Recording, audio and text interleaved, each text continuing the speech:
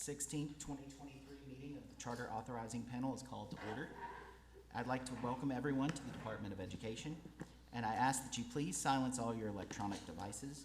The goal is to facilitate a fair and responsible hearing, so therefore I ask that each person speaking please state your name and title for the record. I ask that you continue to speak clearly into the microphone throughout your presentation for the benefit of the panel, this audience, and the viewing audience. This meeting is being live streamed and recorded, and a transcript of the meeting will be posted to the DESE website. All right, good morning, everybody. Good morning. Welcome. Ms. Wagner, would you like to come forward?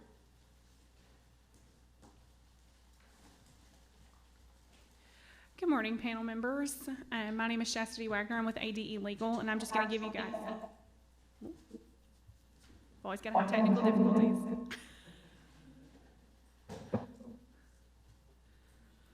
Thank goodness for Chauncey.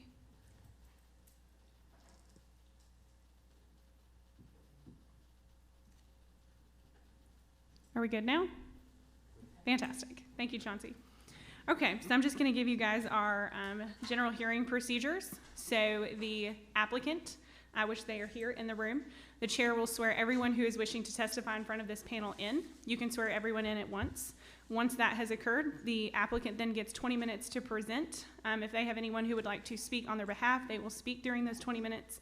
I don't believe we've received any public comments. Ms. Simmons? Okay, we've not received any public comments, so after that would be when opposition would go. We've also received no opposition to this applicant's application. So after that, we will do our legal review, and then the panel will begin its deliberations. All right, thank you very much. All right, will all those who plan on speaking on behalf of the charter please stand and raise your right hand? Do you swear or affirm that the testimony you're about to give is the truth, the whole truth, and nothing but the truth? I do. All right, thank you very much. You can begin your presentation. All right.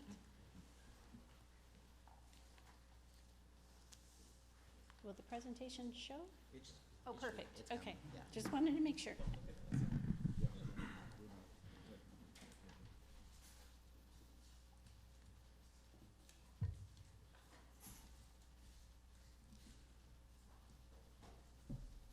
We're all set.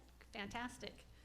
Good morning, members. I'm Deanna Rowe, the Executive Director for Basis Charter Schools and our new entity, the Arkansas School for Advanced Studies, which is the sponsoring entity for our new school proposal, the Bentonville School for Advanced Studies. It's a pleasure to be with you today.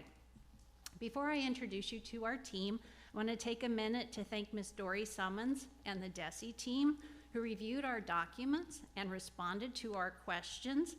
They were a tremendous resource for us as we work to ensure that our application meets the requirements for Arkansas students. We'd also like to thank Scott Smith and his team at the Resource Center for all of their support. Our application and this presentation reflect the efforts of a team whose shared mission is to empower students to achieve at globally competitive levels by providing the best education in the world. As we progress through our presentation today, I want to take a few minutes to talk to you about our sponsoring entity structure.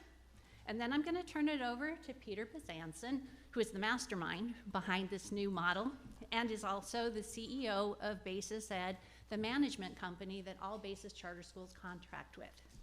Peter's going to talk about some of our successes, and then along with Chris Ferguson and Sean Clark, we'll introduce you to the School for Advanced Studies model.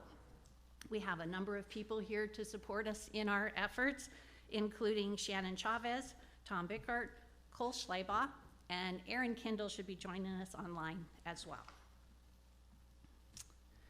So as I mentioned, the Arkansas School for Advanced Studies is the sponsoring entity for our application.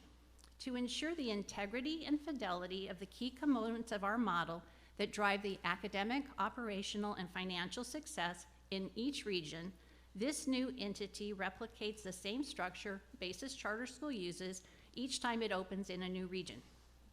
Basis Charter Schools, as the sole member of each nonprofit and the founding member, or the founding organization, is the charter holder of 22 contracts in Arizona.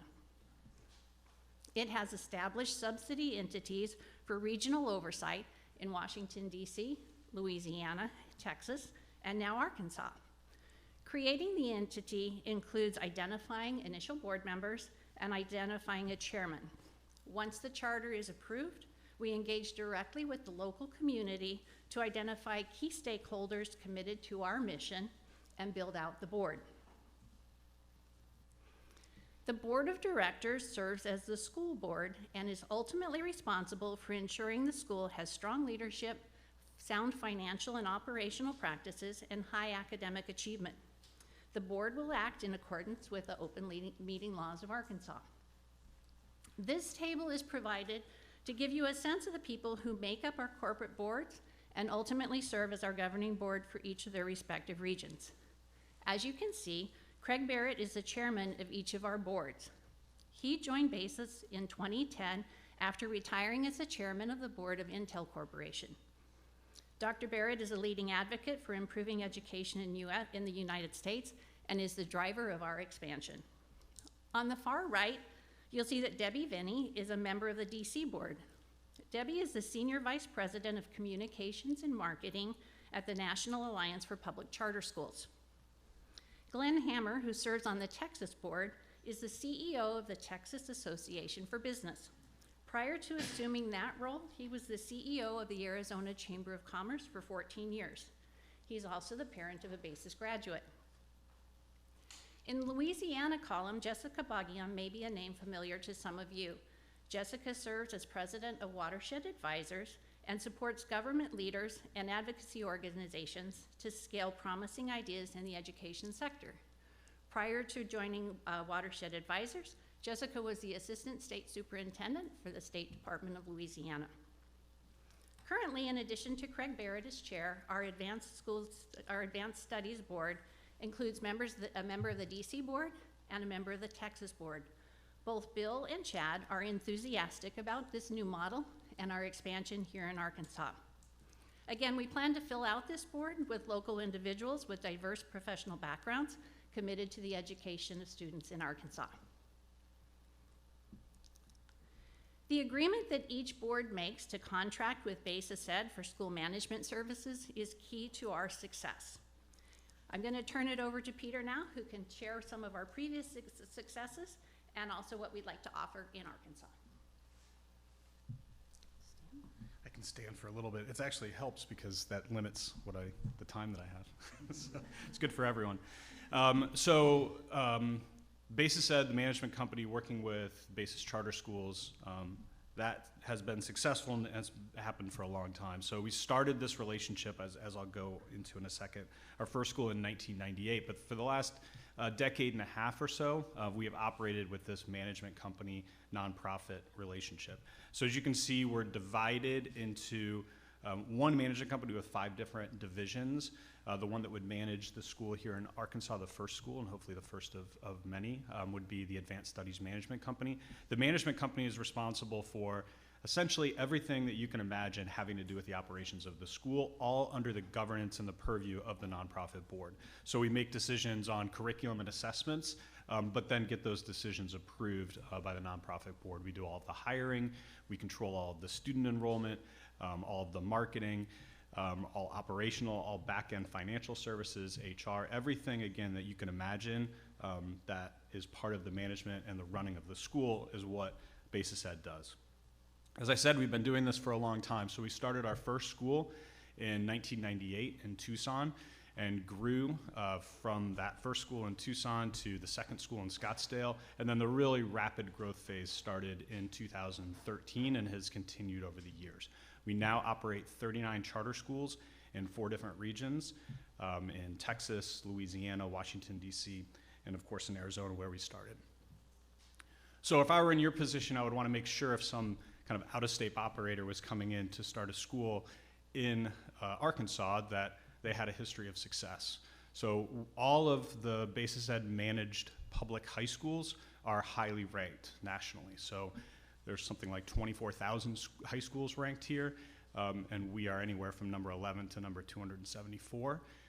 When you look at the national charter schools, there's interestingly only 3 states in the top 10, and those 3 states are Arizona, 2 states actually, just Arizona and Arkansas. Oh, and I'm sorry, Indiana. So Indiana, Arizona, and Arkansas are the only 3 states that have schools nationally ranked for charter schools. With a company like ours and schools like ours that sell a high quality education, academic achievement, and allege to bridge the international achievement gap, again, if I were in your position, I would want to make sure that that was true before approving us to come in. We've been doing this for a long time, and over that time, we've always given the OECD test, which is based upon PISA, that test that comes out every 3 years or so, where the United States performs kind of abysmally compared with the rest of the world. And we're proud to say if BASIS said managed schools were a country, we'd be the highest performing country in the world. We are an AP for all curriculum here in Arkansas, at the Arkansas School for Advanced Studies, first one in Bentonville. So if we're going to be an AP for all, where every student takes AP classes and AP exams, we better be able to do a good job with that. So historically, our AP pass rates at our high schools are very high, well above national averages, well above international averages in all areas. And then finally, our promise is if you come to the Arkansas School for Advanced Studies in Bentonville, you will get not only an excellent education starting in 5th grade, a really high quality education that Chris will talk about in 9 through 12, but you will get into some excellent colleges and universities and have a choice between those colleges and universities. So if we're going to allege that, again, we better have a track record of it. Our college board scores are incredibly high. We're proud of the fact that almost 20% of our kids annually get into top 25 colleges and universities. 100% of our kids get into college and university. 100% or nearly 100% have gone on to college and universities, and almost 100%, between 98 and 99%, persist from their freshman year in college to their sophomore year in college, which is a key metric that you look at in charter schools, is college persistence rate. So a few years ago in 2018, we realized that the BASIS model that we've been expanding with requires a state to have virtually no curriculum requirements. So we can go into states where they say, do whatever you want to do. And then we can do the thing that we first started doing in Arizona. We wanted to be able to go to places that have really good, strong curriculum requirements. So what we decided in 2018 was let's create a new adaptable model, a 5 through 12 model, where we could come in, adapt the curriculum, build a bespoke curriculum, and operate an excellent school. So starting in 2018, we began developing that model. Took us about 3 years to fully develop it. And then in 2022, a little bit over a year ago, a group from Arkansas came to us and said, why don't you put this first one in Arkansas? So for about the last year, we've been working on how to create it for Arkansas specifically. So I will turn this over to Chris. Our plan is to open in 2024, serving 5 through 9, and then to grow to serve 5 through 12 by fall of 2027. So I'll turn it over to Chris to talk about the details of the curriculum. We're going to let Sean do it. Sean, sorry. Thank you. Chris and Sean eventually. Thank you, Peter. My name is Sean Clark, and I'm a longtime BASIS teacher and school leader, currently focusing on curriculum and culture development for the Bentonville School for Advanced Studies. We build our school's vision on 4 central pillars. First is an academic program embedded in the world of liberal arts and sciences. We provide a true liberal arts experience through deep study of influential works across all core academic areas, including math and science. The Bentonville School for Advanced Studies students are deeply engaged with books, film, and music representing diverse human experience that challenge and excite them. Students and teachers work in a dialectical partnership, together seeking deep understanding of complex ideas and producing divergent multi-perspectival thinking. Through diverse core reading lists, which might include the literary works of Chaucer or Alice Walker, the scientific studies of Isaac Newton or Jane Goodall, the documentaries of Werner Herzog, or the classical music of South India, students engage with seminal works from across time and geography that illustrate the inherent value of varied lived experience. As a fundamental part of our academic mission, students and faculty at all levels engage in a communal textual analysis program of works fundamental to the multifaceted American experience. And we call this program the New American Conversation. The New American Conversation engages students in evidence-based discussion and debate encouraging them to take an active and responsible role in the ongoing conversation about what it means to be an American.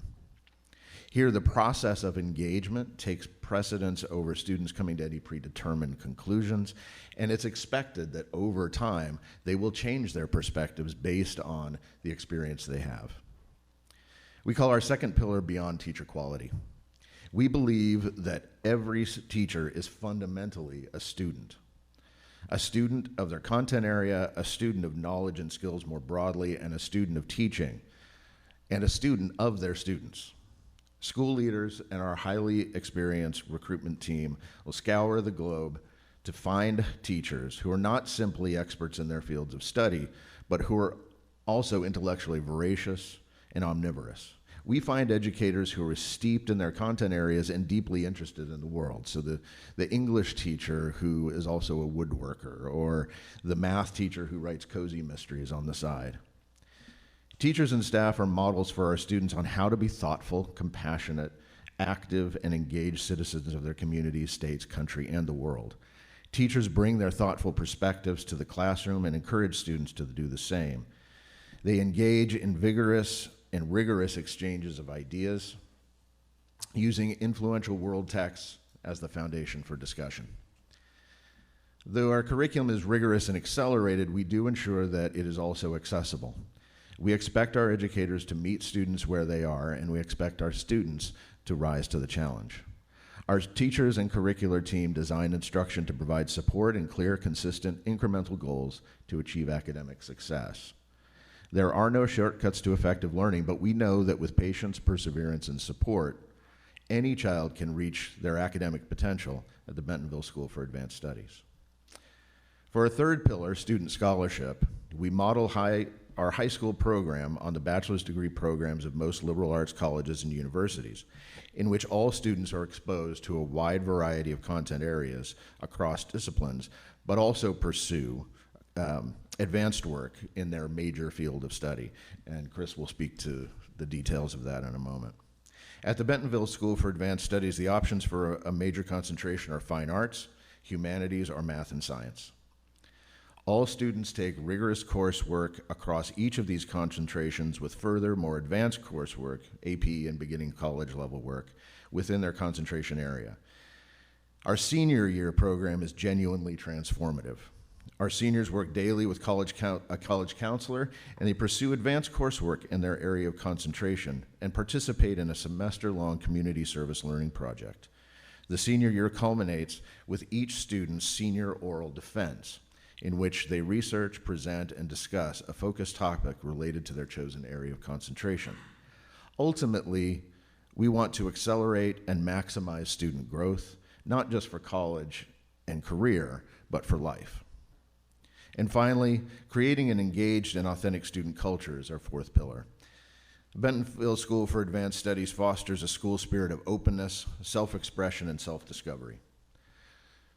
Students are encouraged to explore their developing beliefs and perspectives in a safe and supportive atmosphere where critical thinking is balanced with civility, decorum, and acceptance of ideological differences. We believe that young people need a balance of boundaries, guidance, and freedom to develop. Learning requires experiencing setbacks and making mistakes. We want them to face and overcome those challenges while they're still young and have people around them who can provide care and guidance. Students at all grade levels will engage with their campus and larger community through regular and frequent service projects as students advance through the grade levels. They will take an increasing responsibility for finding and organizing service learning events for the school and community. And with that, I would like to turn it over to Chris Ferguson to talk more about the details of our program. Thank you, Sean. Chris Ferguson, Vice President of Growth. So, as Sean and Peter alluded to, hiring subject expert teachers, give them the training, are absolute requirements within our program. Tying that together with high quality instructional materials is requisite for success in any academic program. And so we are committed to our teachers having those highest quality instructional materials, using the tools from Ed Reports and a team of educators within our program in order to ensure that our educators have the best materials in order to reach our students. Our program begins with the end in mind. We want our students to not only get into the college of their choice, to major in what they want to major in. And so we really start with looking at, we want them to do that. We want them to persist in college. So they need a rigorous, robust world liberal arts high school curriculum. That is an advanced curriculum throughout all of the subject areas. There is additional opportunity for advancement in a select area. So students have 2 elective periods each and every year. One of those is towards their concentration. The other one can be any elective they choose. Or if they have 1 year where they really need to focus on something else, they could also choose a study hall. That begins with our middle school program being a diverse selection of courses that does start the acceleration here, but has easy access and entry periods where we can support the students, but then also meet them where they're at, whether that is a student who might be struggling or a student who's needing acceleration. That acceleration starts especially in math and science across the board, and then allows for the opportunity for differentiation through the seminar-based discussions in history and English. Of import, our students take ancient languages every year starting in 5th grade, which leads into them taking 3 years of foreign language when they get to that high school program, incorporating the fine arts. And then something we're excited about here in Arkansas is the fact that our students will be taking those computer science courses every single year. That is a change from our typical curriculum and something we're really excited about. Within the concentration, students have accelerated coursework specific to the concentration they choose. So in addition to the normal graduation requirements, students will have an additional college level type course, whether that's an AP course or in the fine arts, an original work and presentation that they create. And then there are additional concentration electives, which could be AP electives, or they could be a wide-ranging variety of things such as microbiology or anatomy or theater tech, in which they're diving deeper into their chosen area of study. Not all of our electives are concentration electives. Some of them are, such as accounting, which would fall under the math and science elective for that concentration. Others of them, such as JROTC or PE, aren't concentration electives, but they're something we're really excited to offer.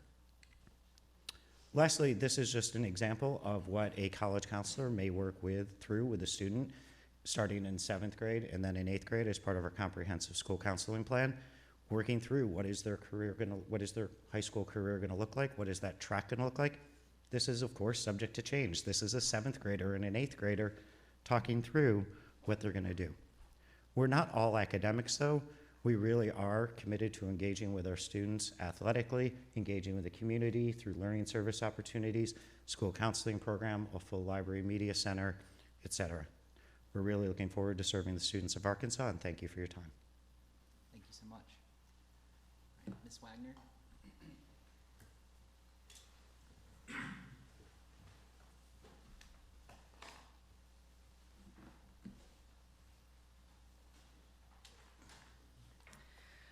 All right, we're going to go over the legal review now. So to get started, the first one is the alternative learning environment. They have fully effectuated the waiver and I had no legal concerns. Okay. Gifted and talented is number 2, same thing, fully effectuated and I had no legal concerns. Curriculum, advanced placement courses, if you will notice, they have only requested this waiver until June 30th of 2026, at which point it will expire, and I have no legal concerns. So just one question on that one. Is that so that they can progressively do their grade levels? That's the way I read it in the application, Yes, so just yes, wanted to be sir. sure. And the same, just to preview, the same with number 4. Okay. Yes. So to number 4 is required instruction. I had no legal concerns. It is requested to expire on June 30th of 2027, which is to follow that progression, because they will have up to the 12th grade after that point. Instructional materials, same thing, no legal concerns. All right, number 6 through 16 are all personnel policies. They were fully effectuated and I had no legal concerns.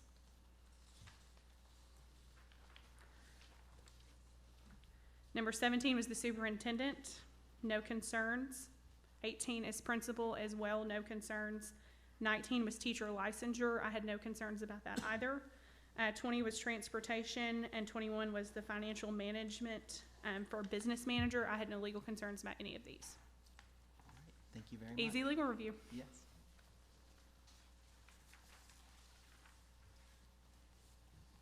right, we will start down on this end with Dr. Moore. Thank you for your presentation.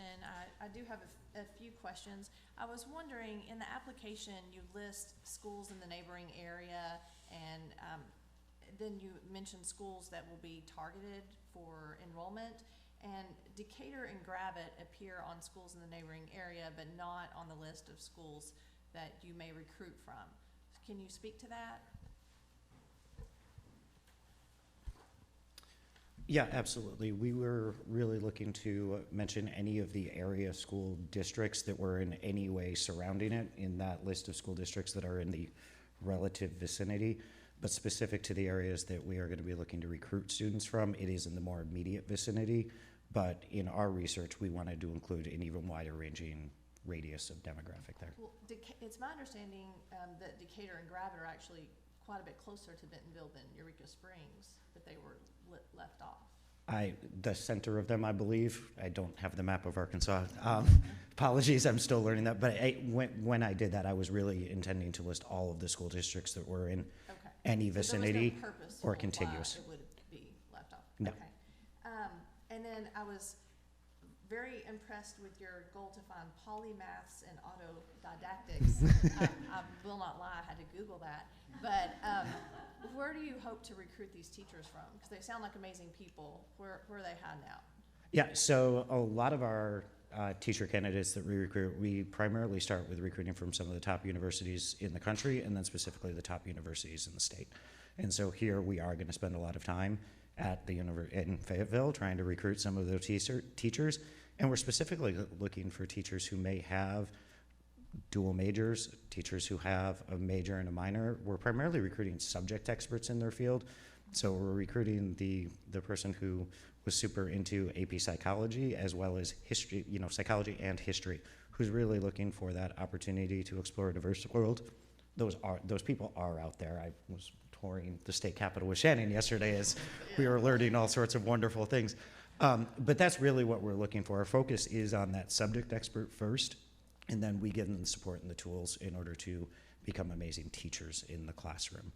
And so we recruit there, and then specifically for the Bentonville School, there's a wide interest within our current network of teachers who are very interested in getting this specific model for Arkansas off the ground. And so largely we're going to recruit from here in state, but there are also some current teachers within our network that we're going to be hopefully bringing over as well. All right, thank you.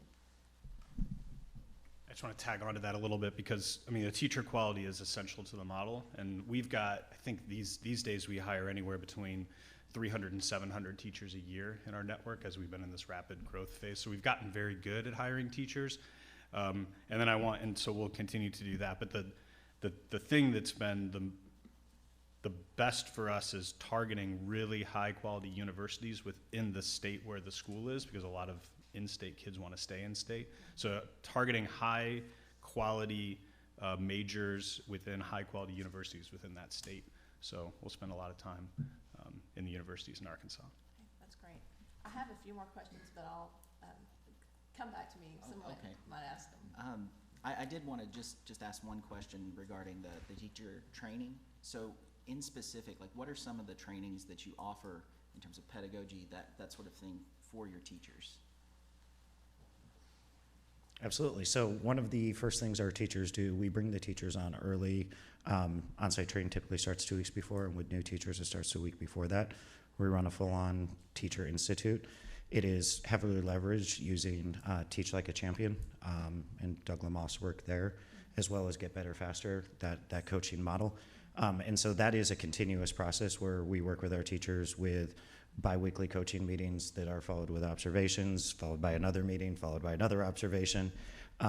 Additionally, we have compliance, special education training that is part of the CMO management provided services.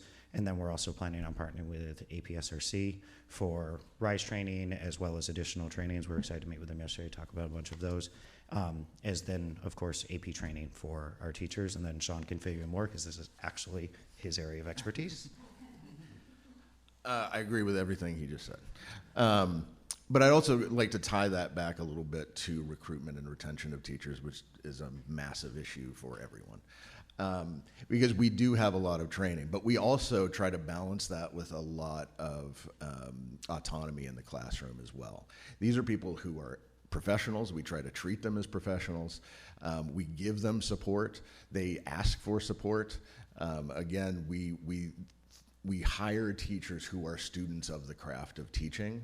And they may have come to that in various different ways. They may not have gone through a traditional, teacher education program, but they want to be able to impart their knowledge to students in the best ways that they can, and that takes time. So we try to give them that time as well with the frequent but not overwhelming. We want them to make mistakes in the classroom too and learn from those mistakes. So I just wanted to, and I think that's something that is particularly important for the teachers we're looking for, is that sense of autonomy with the support as well. We're not hiring teachers who just want to be given a script and go in and say it to the students. They want to have genuine connections with the students and build a career doing that. So, Thank you. Ms. Newton? My question is, what process did you use to determine the need for this type of school in the area? And how did that, how did the idea develop or the need verified? Yep. I believe Aaron Kindle is joining us online on Zoom. He is our Chief Growth Officer, and assuming he is, I will Yes, throw can you that hear question me? to him. Can everybody hear me? Yes, we can hear you. Great.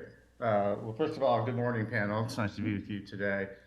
Regarding how do we establish the need or where we want to locate a school, there are several factors that we look at.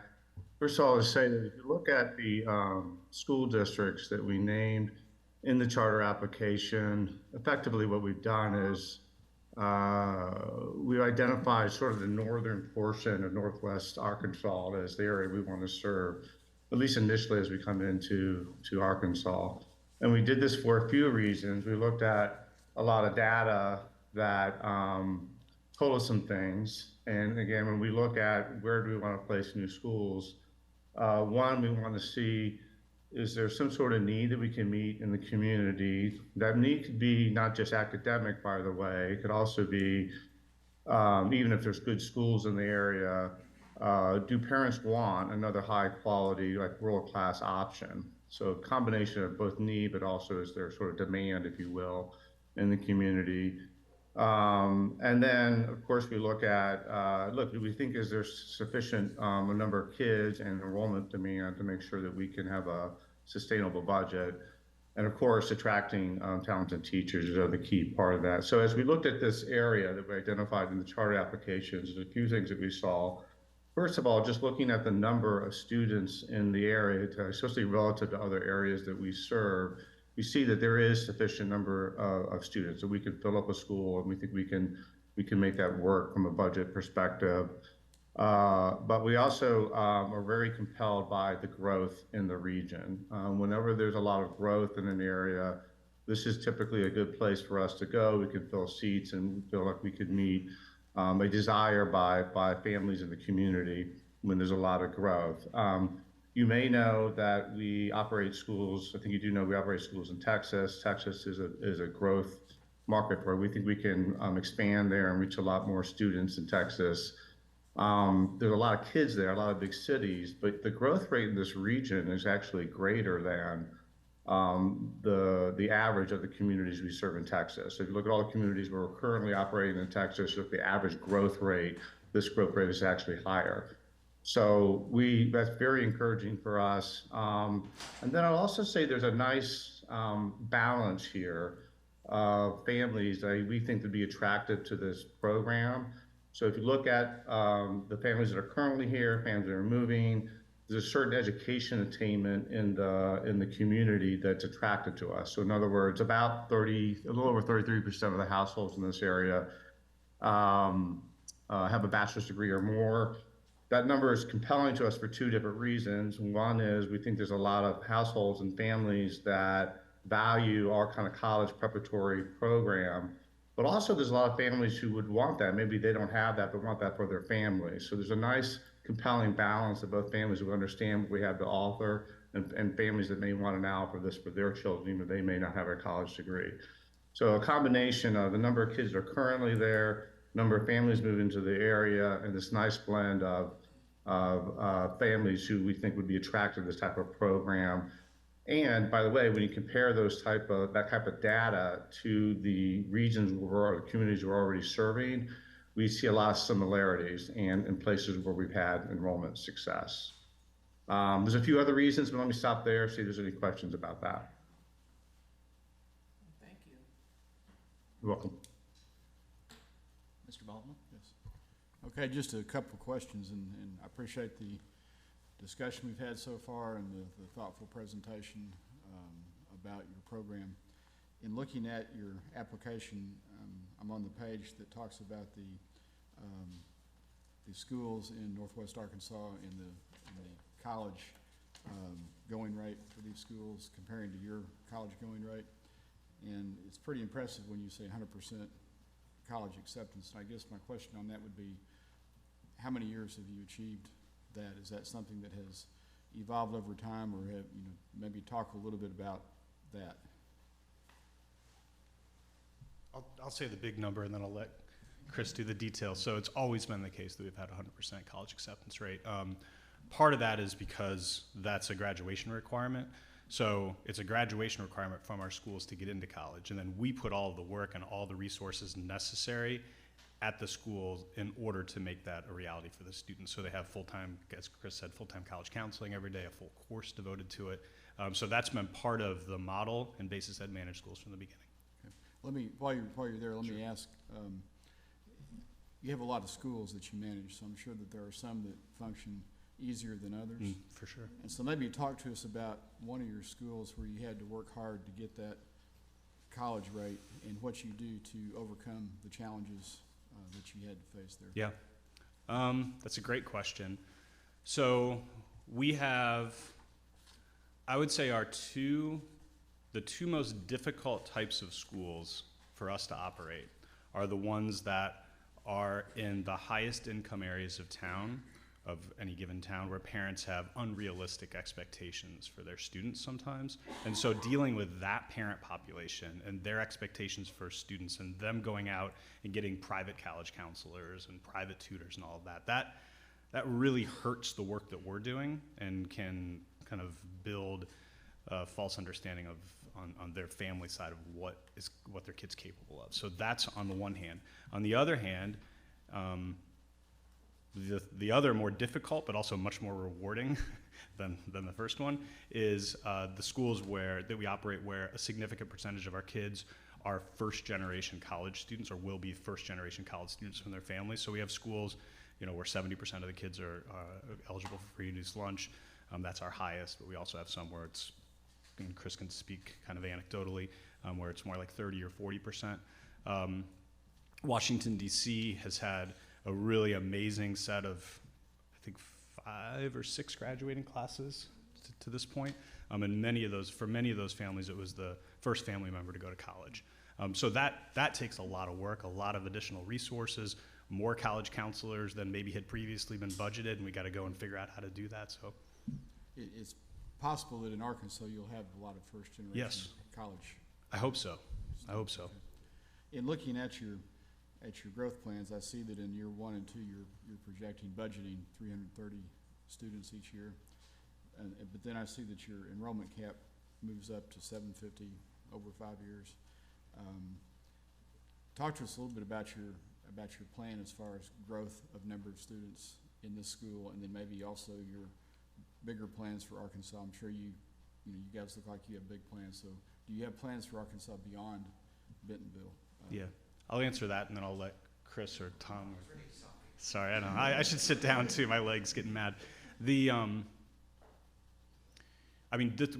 do not want this to be well, first of all, we don't want to ask for more than one school, right? We want to come in humbly and open a school and have it be great, and then come back and ask for more campuses. But our goal is to be throughout the state of Arkansas.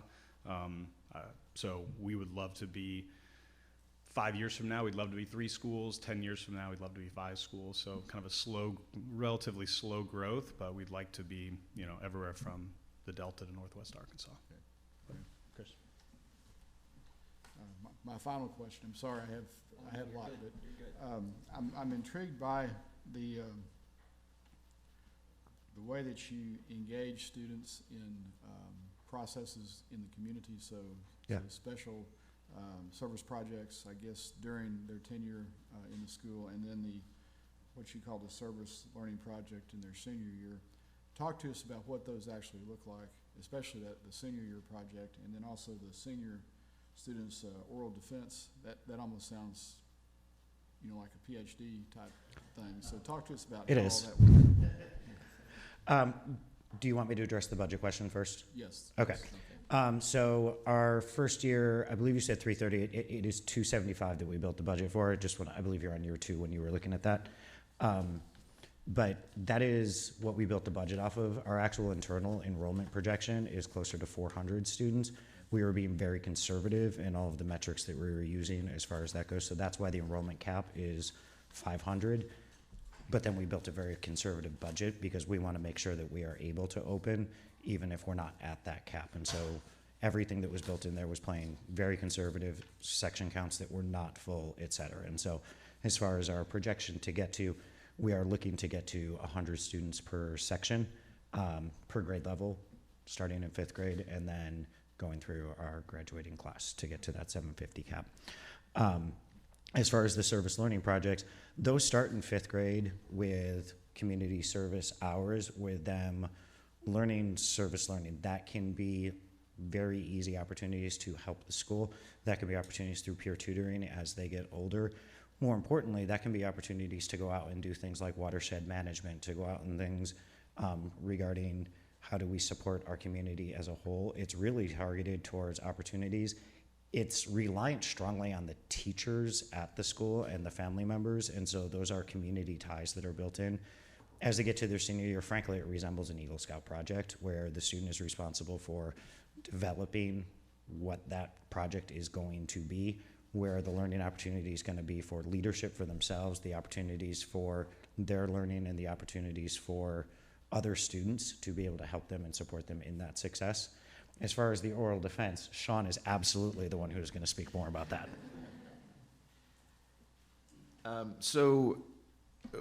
One thing about the service learning project particularly,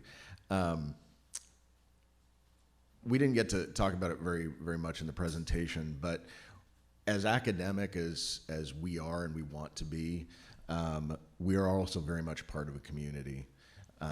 And our students, and Chris was right, teachers are a big part of this, but a lot of the times these service learning projects and clubs and things like that go out into the community and do things, and sometimes they actually start businesses.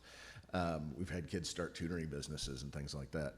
Which isn't exactly service learning, but you get where I'm going. A lot of it is the kids. The kind of kids that we generally attract and I think try to promote and grow are the kids who have that precocious sort of feel about the world. They see something and they want to do it, and they're not afraid to go to their favorite teacher or to the head of school, hopefully, and say, hey, I'd like to do this. How do we do it? And we walk them through the whole process, and we talk about budgets with them, and this is down to, elementary school. We show them how to put these things together, how to recruit other students. And so it's not just going out and, to a soup kitchen or something like that and then ladling out some soup every once in a while, though that's fantastic too. We really do try to build it into something more that gets the students actively involved and engaged in what they're doing. As far as the oral defense goes, so the idea is to have a student in their senior year particularly take a research question and follow it all the way through the research arc, basically. So they go from initial questions and background research to designing some sort of program or experiment or whatever it might be, to the data gathering, to data analysis, and then to a public presentation. And by oral defense, that is meant to sound a little bit more academic and maybe a little scarier than it actually is. But these are public presentations, and the teachers come to those and they ask questions. And they have outside advisors, often at universities and colleges or in business and industry, who come to those as well. And they will ask hard questions. And it's all, you know, very much in the spirit of joy in learning and things like that. But they have to stand up there. They get all dressed up in their Sunday best, and they say what they've done and how they've done it and what their conclusions are and what worked and what didn't. And a lot of them find that, you know, their research project didn't go as great as they thought it was going to be, that there were obstacles in the way, that they ran out of time, or they didn't have enough money, or they couldn't do this or that probably most of us have experienced when we've tried to do those sorts of things. So it really sets them up again to go into college and universities with that experience, some of that experience behind them. And what we find is that the students go in and they're very impressive to their professors. And very often positions in research institutions and laboratories and things like that would be reserved for grad students or you know, upper undergrad students, our students are better prepared for those because they've already done some of that, and they get right into those programs. Thank you for the answers. Sure. That's all my questions. But let me just say, you know, I know that the quality teachers are really important to Yes, achieve the results you do, but I think the service projects will help students find their passion when they get out in the real world. Absolutely, And absolutely. can volunteer with a nonprofit or you know, be part of something bigger than them. Yeah.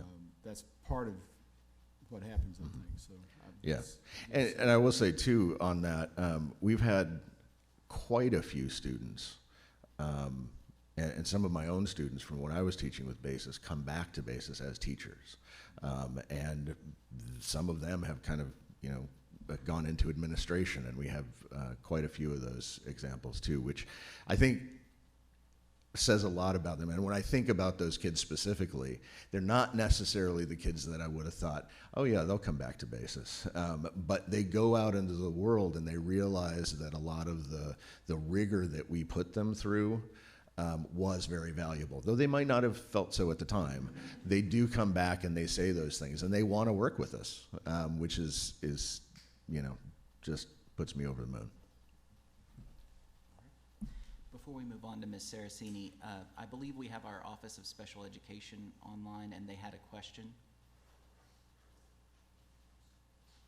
Ms. Green?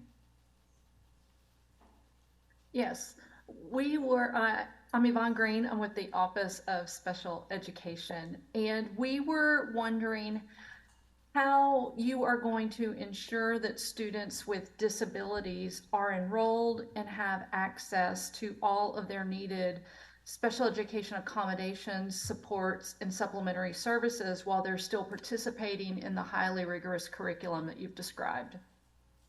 Thank you for that question. Shannon Chavez, AVP Compliance Services. Thank you all, and good morning.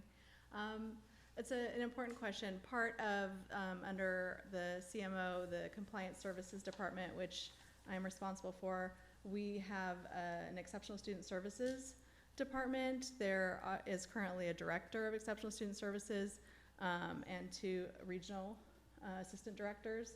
And those folks will also help to oversee special education and other exceptional student services, such as services for students on 504 plans or English learner services in Arkansas. It's really important to us that we provide every student the opportunity to have our curriculum. I think that what you probably heard, and I could reiterate from the beginning of the presentation that was given, is that this is an AP for all model. It is a model where we believe that we're not just preparing students for school or the next phase of school, but for life. Which I believe, I'm a special educator myself. I'm a certified special educator in the state of Arizona. I believe, and we believe as part of our model, that all students have that opportunity, and that coincides with the purposes behind the Individuals with Disabilities Education Act as well. Those things coincide well. We are also preparing those students who have disabilities for life as well. The model that we currently have in our other states is a model where we do provide special education services in a variety of different service levels, different service types, from students who are receiving services on a push-in basis, or all the way to students who are placed into private day settings. As well, we have some students who are home or hospital-based receiving services because that is the level of need that they have. It is something that we do. We have students who have a variety of different related services. We typically contract with those, though we do usually, and we will in this school, have a teacher on staff who is a certified special education teacher, a licensed special education teacher. We have it set up in our budget for the first year for that being a half-time teacher, just not knowing for sure how many students we'll get right off the bat. Sometimes, especially in a 512 model, the community hears, you know, a rigorous curriculum. They're not really sure that's going to be a school for students with disabilities, and then they find out it is. And so we anticipate by the next year that person having a full-time special education teaching position to really have enough kids on the caseload that would be warranted there. So there will be a teacher who will provide specially designed instruction to those students in accordance with their IEPs. And like I said, we will, in all likelihood, contract with related service providers. Those people we are currently looking for, I was able to, when I was here at the AP SRC conference in May, able to actually connect with a couple of people as vendors who do services, and have also tried to put some feelers out in the community to find out all those vendors that might be available to be able to provide those contracted related services, as well as psychological services for evaluations and those type of things. Also noting that you guys have here in Arkansas, Arkansas Schools for the Deaf and Blind, that I know provide consultation and support throughout the state as well. We have something similar in Arizona State Schools for the Deaf and Blind, that do something similar where they have a main campus where students can actually go full-time, but also do services in sort of a co-op or consultative model throughout the state. So that was something that was nice to see, something we're familiar with. So variety of different types of potential students with potential needs. We're going to be able to meet those. We anticipate, just because it's a 512 school and sort of what we see in our other schools, that the vast majority of those will be students who have higher incidence disabilities. And so probably things like speech language impairments, specific learning disabilities, potentially dyslexia, things like that, or OHI for a lot of kids, you know, now with ADHD, who are eligible under that category. And so we're really well versed in doing this. We serve a lot of kids this way, and we're able to do it, and we teach the teachers in the classrooms how to continue to make sure that those students' IEPs are implemented, how those accommodations are done. I'm a big believer that in a facilitated IEP approach to the IEP team meetings, and getting those regular ed teachers at the team meeting talking about what their students are doing in the classroom, what things they're doing that work, what things that might be totally different than what they might do in their normal course of providing a universal design in their classroom. So we would need to carve those things out as accommodations, and figuring out if that might be something they need in other classes. As you see in our model, our students are going to be moving through a variety of different classes as opposed to being sort of in a static classroom all day. And so it's really important, if we have one teacher who's successful with the type of accommodations he's providing, the type of modifications he's doing, that we really get to the root of that and are able to provide that across the board. So through supports for school personnel, making sure those others know how to do that as well. I could talk about this forever, so I'm going to stop and let you tell me if you have any questions for clarification, or if that answers your question. I think that answers my question. Thank you so much. Thank you. Thank you. All right, Ms. Saraceni? I think about all my questions have been answered, but I just want to say I appreciate your attention to the detail, both in your application and the presentation today. Since I'm educator effectiveness and licensure, I want to make sure that you do have high quality teachers, because we know they impact students more than anything. So I really appreciate that that's your goal. I was very intrigued by how you go out and you really look for your teachers at higher ed, And so we do have a highly qualified professor route to licensure, because I know that people have to think outside the box, which I'm assuming you do because of just what all I've read. But kind of, are you looking, maybe tell me a little more about, are you looking at part-time staff for that when you're looking at individuals that are experts in their fields, especially your content areas at your high level, those AP classes, especially at that junior and senior year? Yeah. I mean, broadly, I think we're looking for anybody. We, sometimes beggars can't be choosers. But I think, when we do hire part-time, and that's probably less, we generally want to hire a full-time teacher and full-time member of the community. But that doesn't mean we're opposed to hiring part-time teachers, particularly if it's a good fit. If it is somebody, we've often done that, or occasionally done that with parents who may have, advanced degrees in something that we need, and they're a good fit for our community. So we would absolutely be interested in looking at whatever kind of, programs there might be, or opportunities to have good members of the community come in. What we don't want from a part-time teacher generally is just somebody to come in, kind of punch the clock and go home. We are trying to build a community. But there are plenty of people who, for whatever reason, their life dictates that they have a part-time job instead of a full-time job, but they're great members of the community and go to things and help out with this, that, and the other. So, yeah, we would be more than happy to look into that. Thank you. Dr. Wright McMurray? Again, thank you for your presentation and sharing some additional details around what was in the application. I do have a couple of questions. So first, almost kind of leveraging off what Mr. Baldwin brought up, as we're looking at the ACT scores of our students that are currently in the schools you're going to be pulling from, and then looking at the average ACT score that you reported, which is extremely impressive. But according to your application, you'll be beginning to enroll students 5 through 9 in your first year. So realistically, second semester, sophomores, senior, or that summer, or at least 11th grade, they're going to be taking the ACT. So looking at the ACT data that we currently have, knowing that that is not going to be where you guys are reporting, how do you anticipate closing the gaps for those students? And I guess my deeper question is the type of student that is coming to you, or do they have a higher propensity to already be in that score level, or are you dealing with students that are coming to you that struggle, and then you close the gap and bring them to the higher ACT scores? Both, in answer to the last question, it is students from both ends of that. The ones we take the greatest pride in are the ones who have had to work the hardest to get there. We firmly believe that school should be hard. That hard work is the most rewarding for the students. It's the most rewarding for us. My most treasured moments throughout my experience with our company has been the students who we've had for 5 years in our program, and I drive to see them at their summer job to tell them what their AP score was, and to celebrate that with them. Those are the ones I've taken the greatest pride in.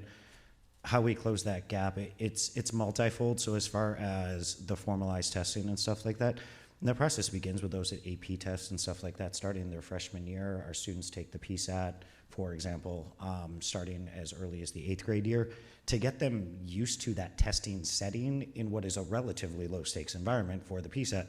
It's a no stakes environment until they get to their junior year. And so giving them that opportunity to experience that is actually transformative in and of itself. Our math program focuses on not just rote memorization of the processes in order to solve something. When students are learning at a much younger level, long division, for example, learning just the rote of how do I go about doing this doesn't help them when they get to high school and we're dividing polynomials. It takes a true understanding of why am I doing this? And so across the board, our program focuses on that in mathematics. Why am I doing what I'm doing? What's the rationale behind this? And having a deeper understanding of that. So that leads to a large level of the success there. The other part is our math program is accelerated, so the students have covered more of the mathematics, more of the higher mathematics. A lot of those questions on the ACT, it doesn't require higher mathematics, but it's a more elegant solution and it's faster to get there, and it's a deeper understanding of why did I achieve that. As far as the other end of it, when we're looking at, the other components besides mathematics, we do have a deep science background. We do have that deep literature, and it's really those conversations around the literature and around the seminal texts that they're reading and discussing. It's not just about a book. It's not a book report. It's not just about memorizing facts from history. It's about diving into the text. What did the author mean in this when they wrote this amendment of the Constitution? What was meant here in the Gettysburg Address? It's not just reading it and memorizing it. It's what did that sentence mean? What did that get into? And diving into a paragraph and talking about it for 2 weeks about the meaning and what is the historical background in that, and that lends itself towards that being able to put it forth on the test. I think Sean wants to. As far as closing the gap too, I think, again, everything Chris said was right on the money. But by doing regular, using the PSAT tests, doing regular data analysis to drive the instruction, that really does help. And I don't think maybe with all of us, we talk or bring up data-driven instruction as much as maybe some others might, because it is just such a fundamental part of who our teachers usually are, and what we do, that it's just general operating procedure. They look at what the kids are doing. They start with the end in mind. We have to train some of them to do that more or less, or what have you, but that sort of instruction and looking at those numbers and quantifying those things really does help us set goals for individual students. We have many students who come in at low levels, and they, over time, with patience and persistence and support of the community and their parents, do very well. But it does take time as well, and it does take work on their part. We can absolutely support them, but we try to provide an environment in which they want to be there, they want to enjoy learning, they want to come in and put in that effort.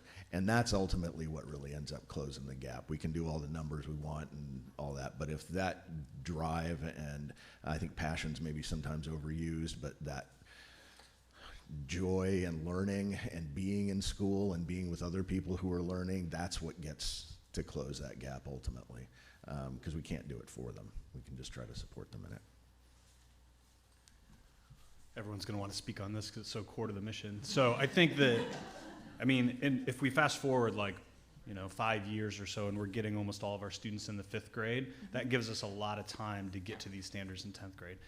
But we want to open, and so even if we could find 300 5th graders, we still would want to open 5 through 9, because we want to get into the community and get going and get a graduating class within a reasonable number of years.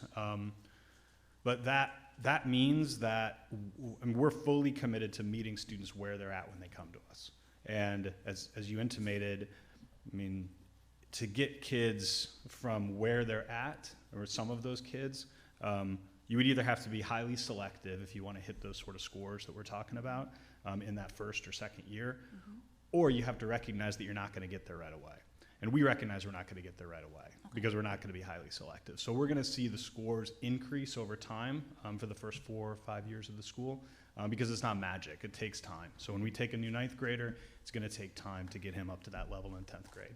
The 5th grader takes that time. So you'll see the scores increase. So you'll still be proud of those scores when we open, but they will get higher. Okay, thank you.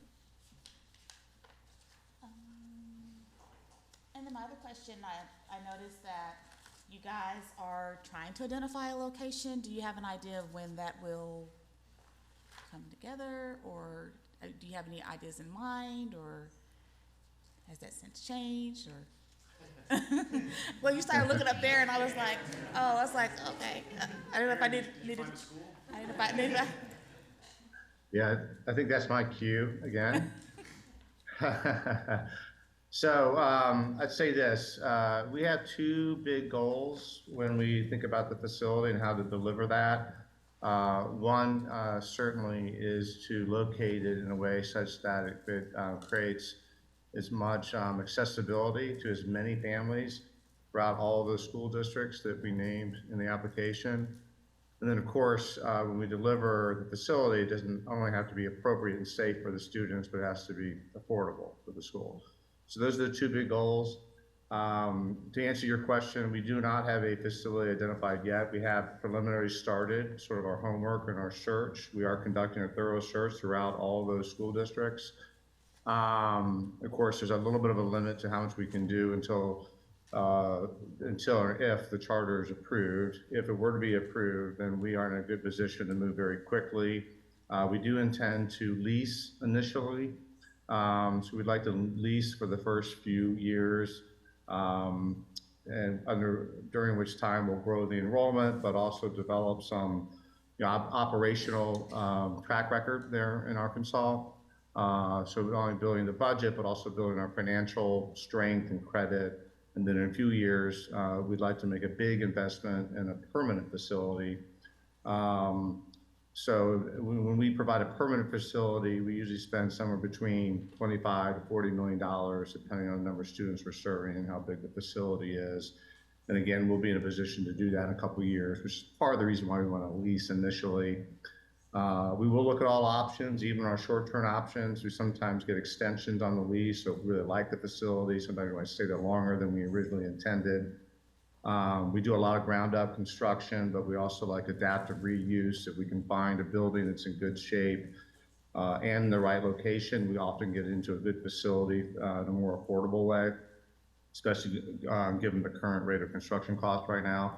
So again, we'll look at all those options, including financing options. We'll look at a lot of different lending products, if you will, to make sure the school is getting the right financing package and makes the most sense for the school. But we do intend to lease first, and we do feel confident about our ability to move quickly and have that ready for the 24-25 school year. So I guess my next question from there, when they, so if the application is approved and they, after the fact, select a location, are they coming back to us with that information, or are they just going forward as we're approving today, we're just approving it in totality, and then whatever they so choose, they so choose? I'll let Ms. Wagner take that one.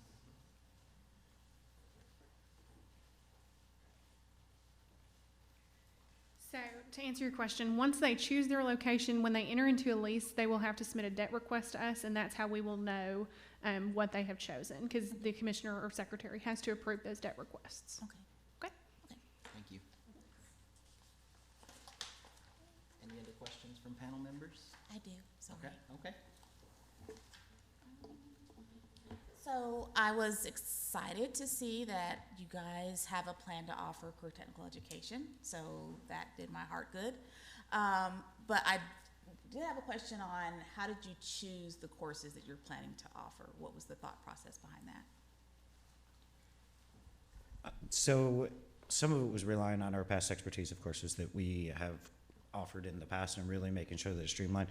That is one of the areas where Arkansas, the number of pathways that are offered for CTE is an increase over the other states in which we operate. And so we wanted to start with pathways that lean on our expertise as a management company within the computer science, within the math.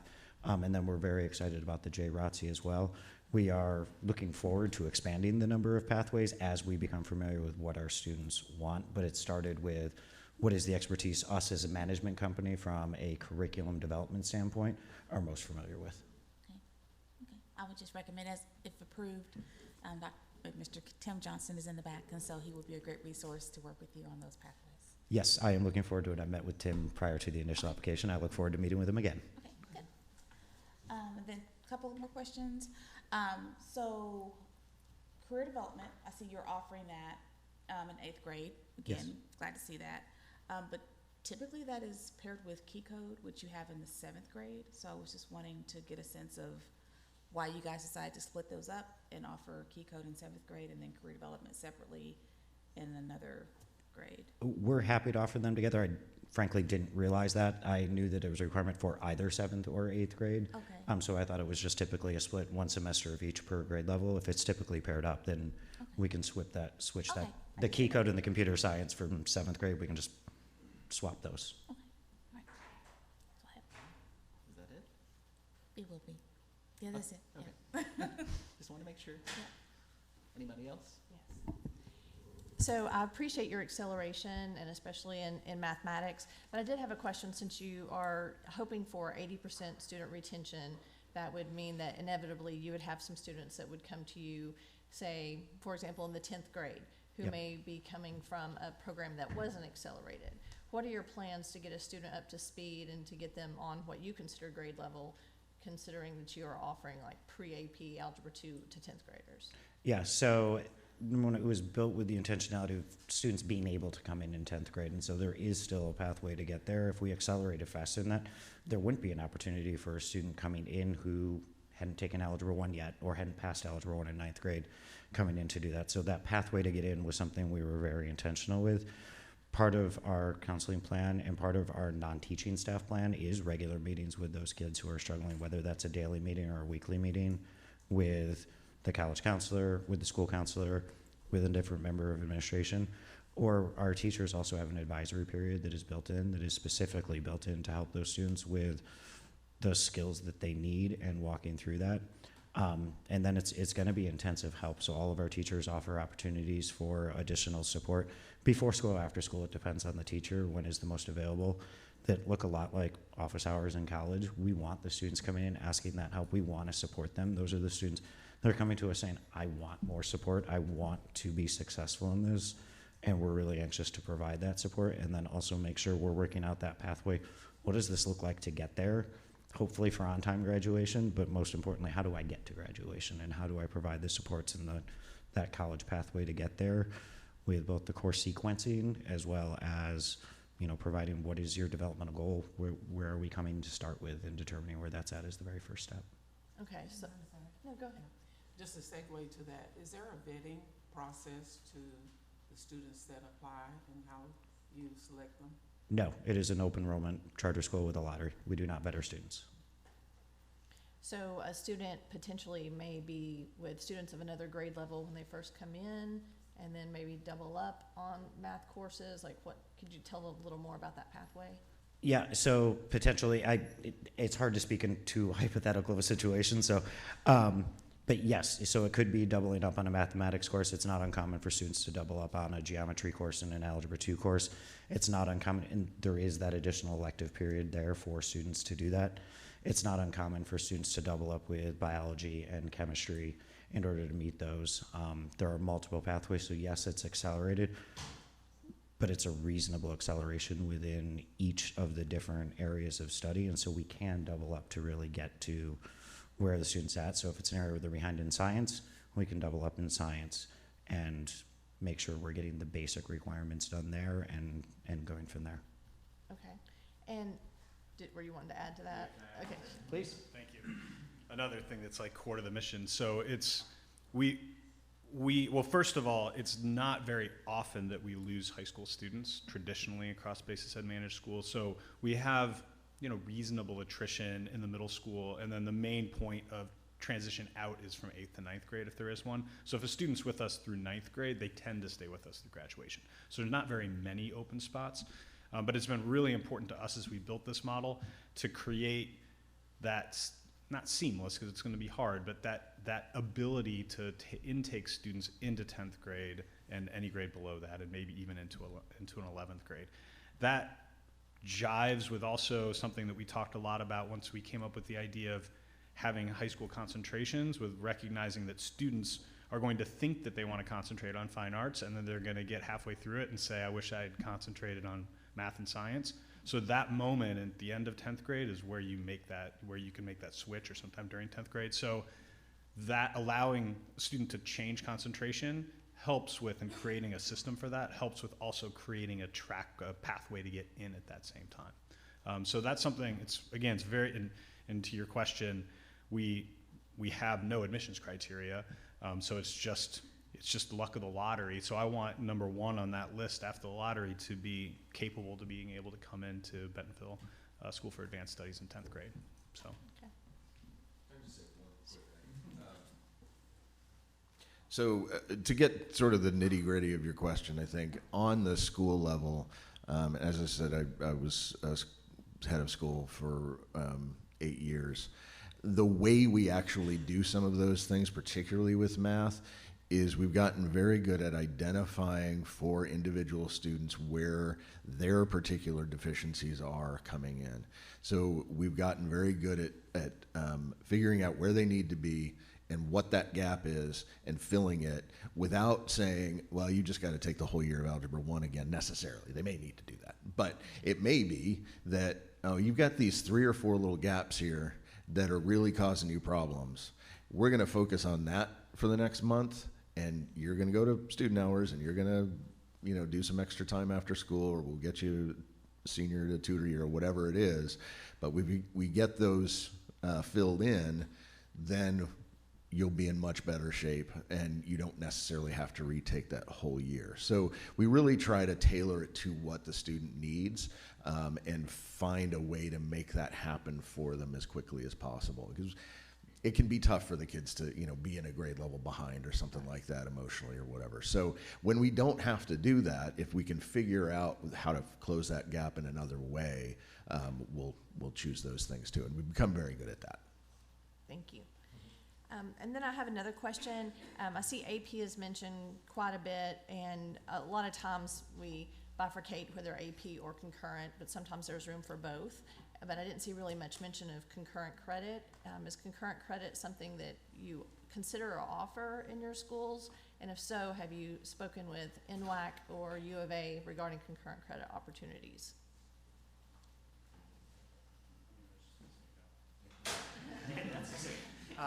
No, we're not currently looking at concurrent credit. We're primarily looking at AP credit. Okay. I guess sorry. Yes. That lends to a follow-up question. Why are you not looking at concurrent credit?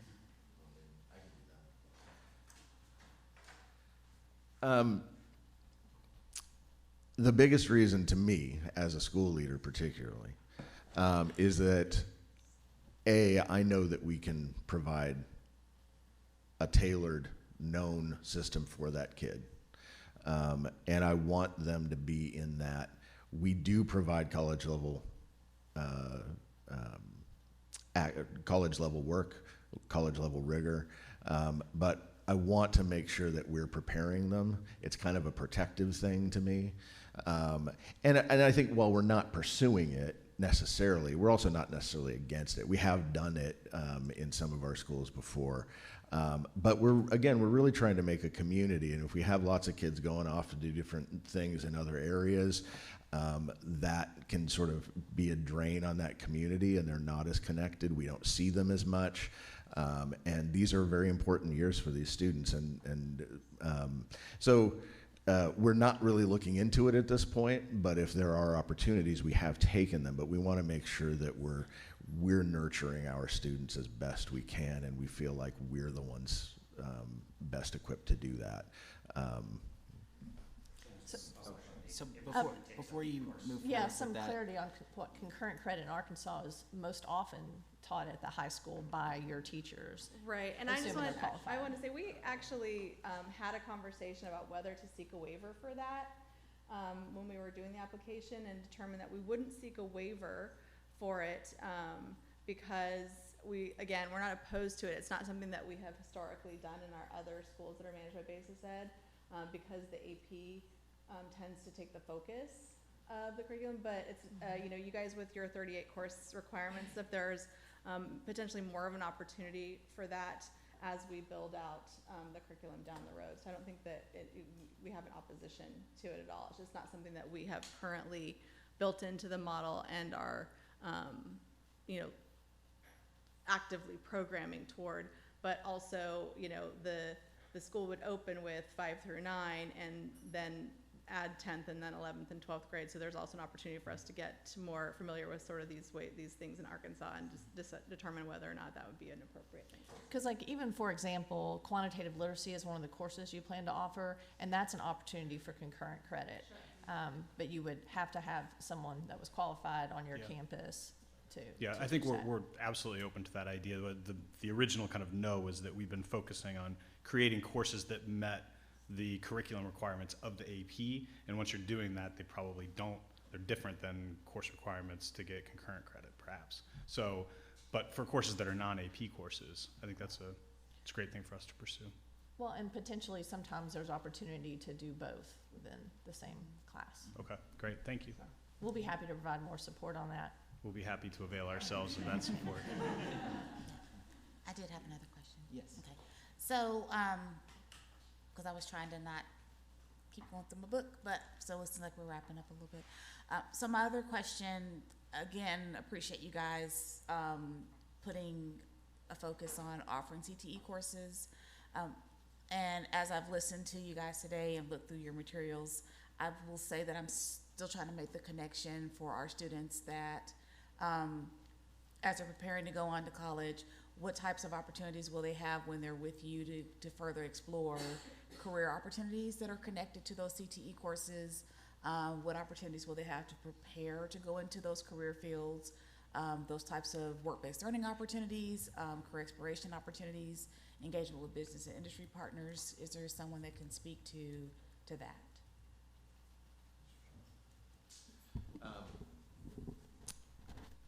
Yeah, so one of the biggest ways we would do that is in the senior project, senior oral defense and service learning aspect of the senior year.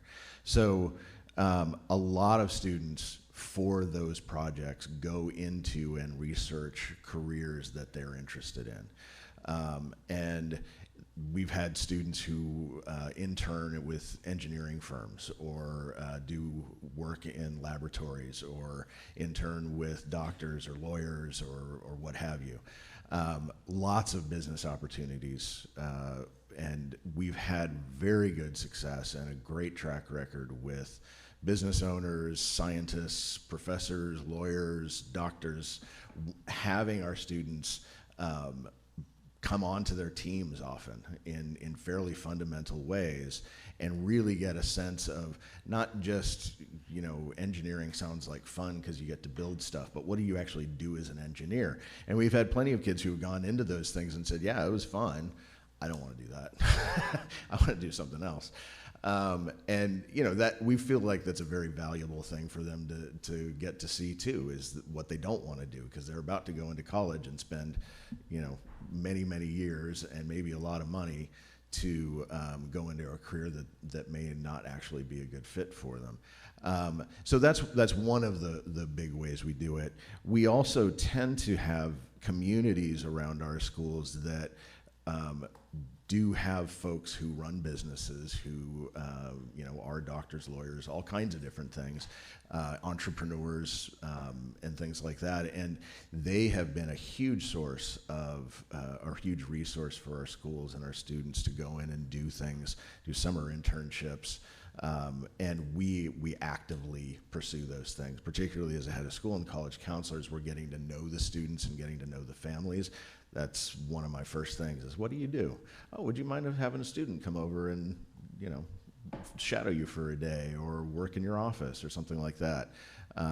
And we use those resources as much as we can to get kids out in the community and get some of that experience.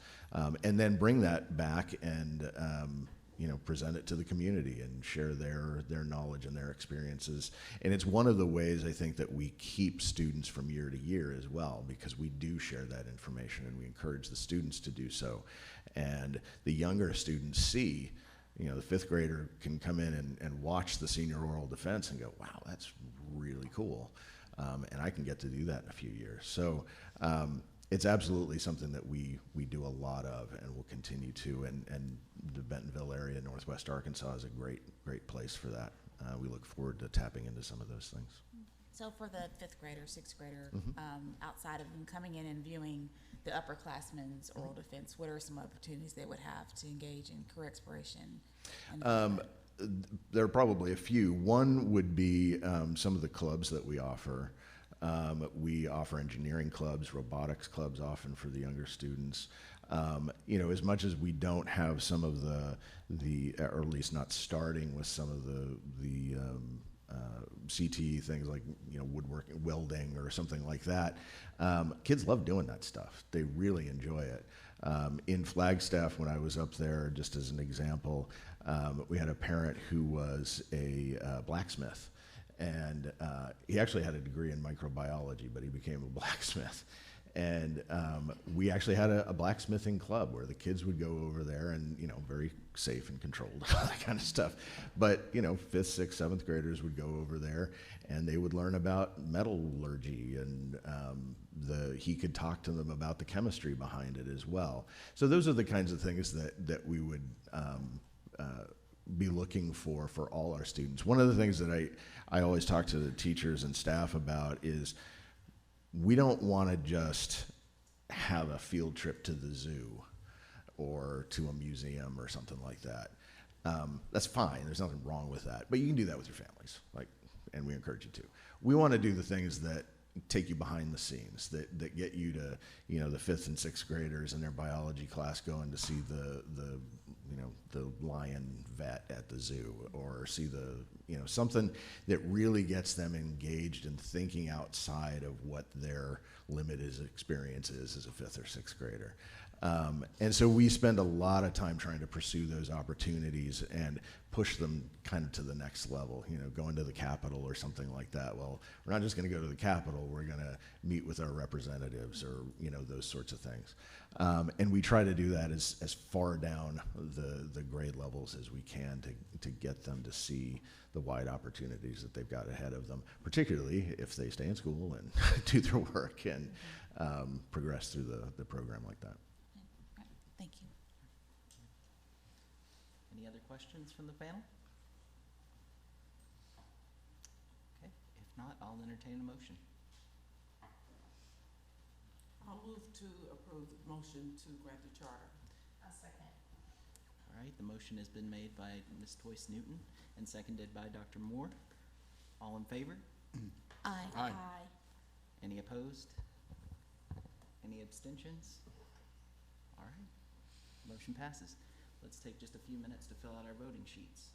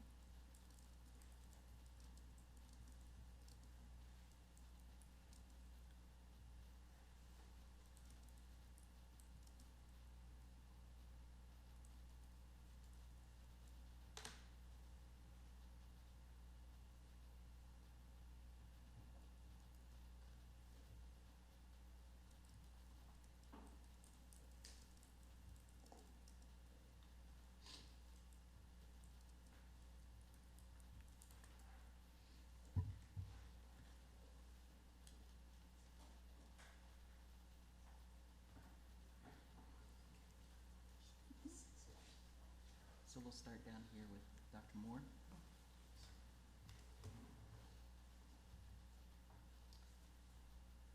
I voted for and stated that the Bentonville School for Advanced Studies poses to offer a unique college preparatory program in the Northwest Arkansas region, not currently available to students and families. They have demonstrated successful outcomes with their model in other states. I encourage consideration of blended concurrent AP courses so that students can earn college credit while in high school in addition to being exposed to the rigorous AP curriculum.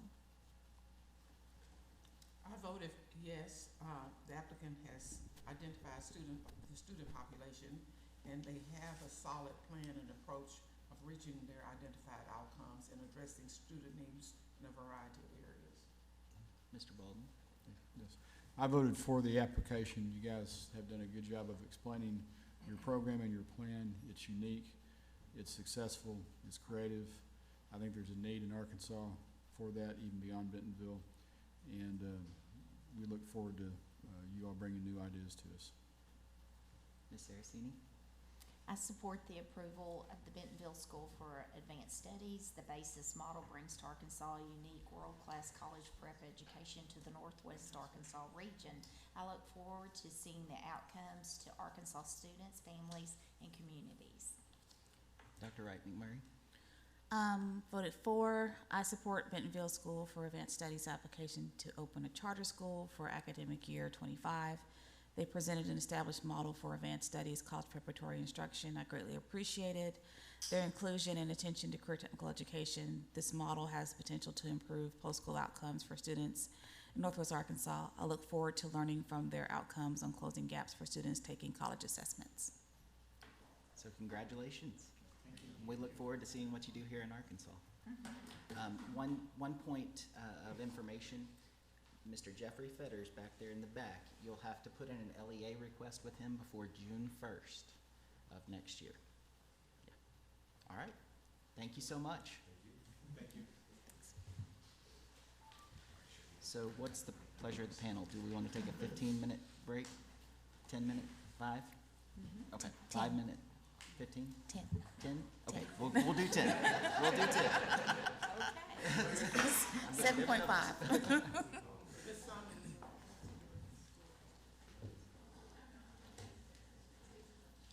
So we'll return at 10:50.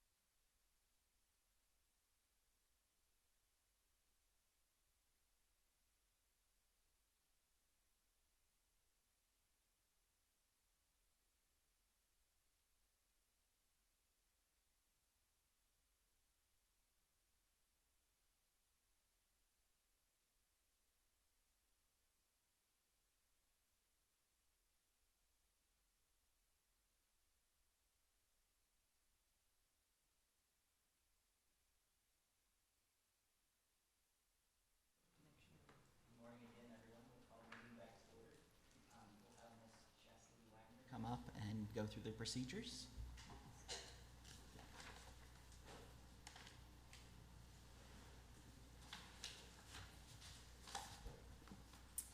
Good morning again. So our procedures for this are the applicants, the chair will swear everybody who's wishing to testify in. You can swear everybody in at once. The applicant then gets 20 minutes to present, and we have received 2 public comments that go along with this application. Since we received them in writing prior to, they will go immediately following. Ms. Summons will give you the information on those public comments, and we have received no opposition, so we are good to go. All right, thank you very much.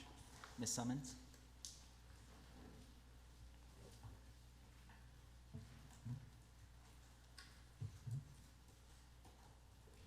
Okay, we have a public comment from Senator Justin Boyd, who is with us via Zoom. Senator Boyd, we're ready for you. That'll be after the presentation. It's okay. It's okay. All right. You may begin your presentation. Let me make sure before we start, am I using this? Yes. I see 2 clickers up here. Okay, so we are going to. Oh, yes. So we will need to swear in first. though. Okay, and let's see, there we go. Let me Right. make sure I know what I'm doing here.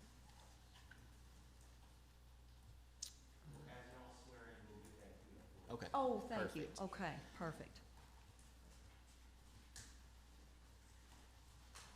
All right, so everyone who is going to speak on behalf of the charter, if you'll stand and raise your right hand. Do you swear or affirm that everything you're about to testify is the truth, the whole truth, and nothing but the truth? I do. All right, thank you very much.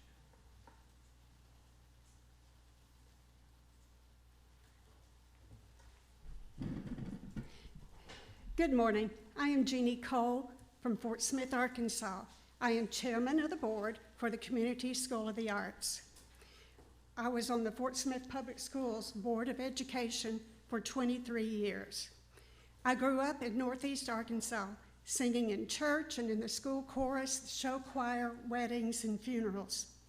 In college, I majored in music education, but I can tell you as a freshman at Harding University, I found that my high school experiences had not adequately prepared me to take on the rigorous college music curriculum. I had a lot of catching up to do so I could excel in my classes. I can only imagine what it would have been like to have had a more immersive, more intensive fine arts high school experience.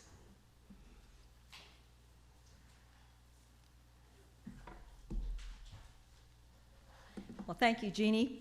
I'm Dr. Rosalie Russell. I'm the executive director and the founder of Community School of the Arts. We are the sponsoring entity today for the Institute for the Creative Arts, which is a performing and visual arts high school. And if you will look up here, you can see the mission of ICA, and that is to empower students through an intensive arts and academic curriculum that is going to prepare them for higher education, for creative careers, and to be leaders in the arts and creative industries. And I want to emphasize the fact that this is an intensive arts and academic curriculum. First of all, I want you to meet our team. You heard from Ms. Jeannie Cole. She is currently our board chair of CSA.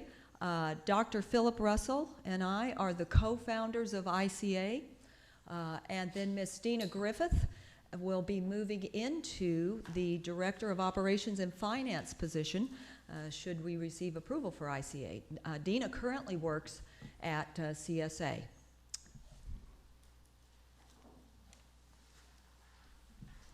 My name is Philip Russell. I'm Director of Development for Community School of the Arts. And just a few words about Community School of the Arts. It is a nonprofit. It serves the Fort Smith region, and it is an after-school program in the arts. And it is probably, I would say, it is the leading arts education program in that part of the state.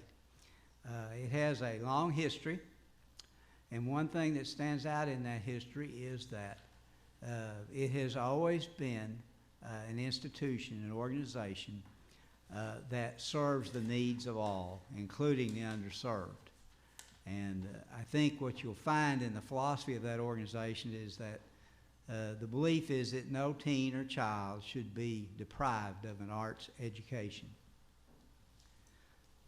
When we look at the vision of CSA, we see a seamless thought, and by that I mean the idea behind CSA has always been to create or establish an arts organization that would span seamlessly for students from preschool through high school. And we've held to that vision for a long, long time. And actually, we've made some progress toward meeting that vision over the years. In fact, today we serve over 1,000 students in our after-school programs at CSA. And you might be wondering how we do that. It's a tuition-driven model, but we do that in large part through scholarships and through outreach programs that are supported by people that believe in the power of arts education in the lives of young people. So I would say to you that now is the time to take the next step toward implementing that vision. And you'll see on this slide the supporters of CSA. There are federal, state, and local officials listed there. There are also a good number of regional businesses. And actually, that slide does not do justice to the number of people that support this organization. As Director of Development, I could tell you a lot more about many people from all walks of life that support this. But I will just say that all the people here have supported our past efforts, and they're committed to our future growth. And all endorse the idea of the proposed institute.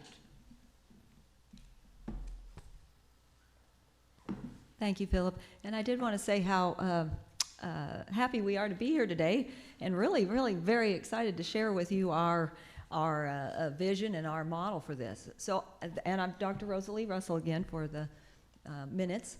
I want you to meet one of our students. This is Grant, and you can see little Grant started with us when he was 7, and moving on with us, he was in our after-school programs all the way through high school. And if you look over there to the right, he is now in college and pursuing a career in the arts. And he, like many, many others, is one of the reasons we're here today, because he had a dream, like so many of students who are creative or who are interested in a creative field, of being in some type of a high school where they can literally be immersed into creative arts activities. And so, as I said, Grant is now pursuing a career in the arts, and we believe that through the ICA Performing and Visual Arts High School, that we can meet the needs of students from across socioeconomic bounds in a very intense way, and meet their creative needs and prepare them for a career in the arts.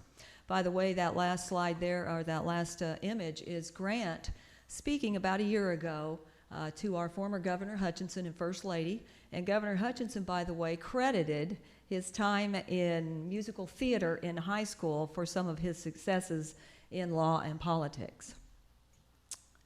So I kind of want to jump in, just dive right into why we're here and what this is all about. And you can see some bullet points there that are very important that we'll kind of go through as we move on through some of these slides. But those are some of the most important, and we'll talk a little more about that. So for me, one of the most important things today, if I do nothing else, is I hope that we can get across what arts immersion is. Now, let me say first that there are arts integration schools in our state, and they're wonderful. I highly support them. We are over here on the left. We are an arts immersion. That's what ICA will be. We would be the first arts immersion, the first performing and visual arts high school in the state. And let me say personally, I have lived this life. This is my life, my education as a performing artist in piano and a college professor and an arts administrator. This is my life since I was 7 years old. And what this is that when students enter ICA, they will literally be immersed into an arts, a creative field, a curriculum. and they will be mentored and worked with in a very intense, often one-on-one, lots of group settings, lots of rehearsals, lots of drill. They will be coached by master teachers. The master apprentice approach is an old Italian style where these master teachers impart knowledge and skill onto these students. And as they train this way, it is literally a training center. As they train this way, they master skills on a daily basis. So the self-esteem that's built, the mastery that's built is really incredible. The one-on-one time is wonderful, and it produces students who get out and display and do performances, events for the public. Lots of public performances and festivals and that sort of thing. Interestingly, in an arts immersion school, the skills, the discipline, the focus, the critical thinking skills, the communication, the engagement between students and teachers and vice versa, all of that transfers over into core academics, which is a very important thing. And so if you know some things about national performing and visual arts high schools, they often produce students who have very good grades. Students who are even coming from a background that they've had limited studies and limited quality education in core academics, their grades will improve in a school like this because of the discipline and focus. And I have to say personally, I think we probably are all aware of some national performing arts high schools. They are talked about at a national level in education. They're top models, and that's one of the reasons we're looking at this, is I firmly believe in this style of learning to produce great students. But they're talked about on a national level. And for me personally, I can't think of anything better than for Arkansas to have a top high school model that can be in the discussion with other performing arts high schools in the nation. So that's what we're about. That's just a little taste of that. Let's take a look at Fort Smith. You can see there clearly these are the high schools that currently exist. If you're keeping up with the news, and I'm sure you are, within a year from now, some 900 to 1,500 families are going to be moving into the Fort Smith area for the Air Force fighter training. Many of them are coming from foreign countries. Many people in these countries have a strong interest in the arts. On top of these high schools, we believe we need another high school just to meet the needs, and in addition, we're completely void of an art school which will meet the needs of many of these families coming in. By the time this school would open in August of '24, there will be many families already there. So this just kind of gives you an idea of what's going on there in Fort Smith. So the location is a perfect fit. The school itself, this is a model, this is a college model. And if you take a look at this image, in the center is where all of the core academic courses will be housed: math, science, English, social studies. Each one of these departments, each one of these circles is set up as a department called a school. All of the core courses will be in the School of Academic Studies. All students will be in the School of Academic Studies. We will not at all slight that school. There will be a lot of AP and pre-AP type courses in that school. There will be a director over each of the schools. As the students enter this school, they will be assessed and auditioned to be placed, not to determine whether they get in or not. We want to reach all students. We're very serious about reaching some of these rural areas. So these students will be assessed as to what their creative abilities are and placed in an area or areas, school or schools, that will best serve their creative abilities. In addition to that, they will be assigned, the director and lead teachers in that particular area, creative area, along with the lead teacher in the School of Academic Studies, will serve as a mentor and will help guide those students through their entire high school experience. That is a huge benefit to a school like this because The mentor teachers work directly with the counselor. And when they have the counselor working with them along with that lead teacher, they're working together to work out their student success plan, their capstone project, their college plans, all of those sorts of things. They literally will have teachers walking with them through this school. And I can personally attest to that because I've had that through my entire career, and it's wonderful. So this is a pretty exhaustive list, but not by any means the full list of benefits to an arts immersion school. And let me start, I'm just going to point out 2 or 3, but one of the most important ones up here is a clear career path. And in many ways, an arts immersion school is not unlike a career tech center, because some of these kids are going to graduate from high school and go straight into a career path. That is a possibility these days. And I know that many of us, I hate to even say it, but many of us have a stereotype of the arts, and it can be the starving artist. We are not that. We are here to ensure that we don't have starving artists, and in this day and age, in a digital world, I can guarantee you that the career path is pretty significant. Another thing that's very important to the benefit is, as I mentioned earlier, as students are mastering skills daily, the self-esteem that's built into arts, an arts immersion school, is amazing. Students coming from these little rural, underserved areas, their self-esteem grows immeasurably over a very short period of time. That translates into increased engagement, better academic performances. It's a whole host of things that happen. For me personally, the communication skills, and as Jeannie mentioned, being fully prepared for college, that's a big deal. And I know that we all today are probably in many ways, on many days, frustrated with the way teens communicate or don't communicate. In this particular school and the arts, students learn to communicate probably better than in any other area. And they actually speak, they talk instead of just texting, and that's a wonderful thing. We love that. So I want to show you our course offerings. This first slide gives you the basic, the 38 course offerings that we will offer. We will be working with CTE. We have courses in the arts that are already coming through CTE and hope to do some additional work there. We've been working with Mr. Tim Johnston, and would love to be able to develop some further courses that provide another career pathway through CTE. But you can see we have a very healthy pre-AP courses. I've been working with Ms. Crystal Nail on the pre-AP side. We want to offer the advanced level courses. We will also have remediation, and again, our core teachers will be engaged with these students one-on-one to provide that remediation. Now, I want to show you the arts course offerings, and I know this is a bit of a daunting list. This will be phased in. This is not all at once. This is designed as a college prep model.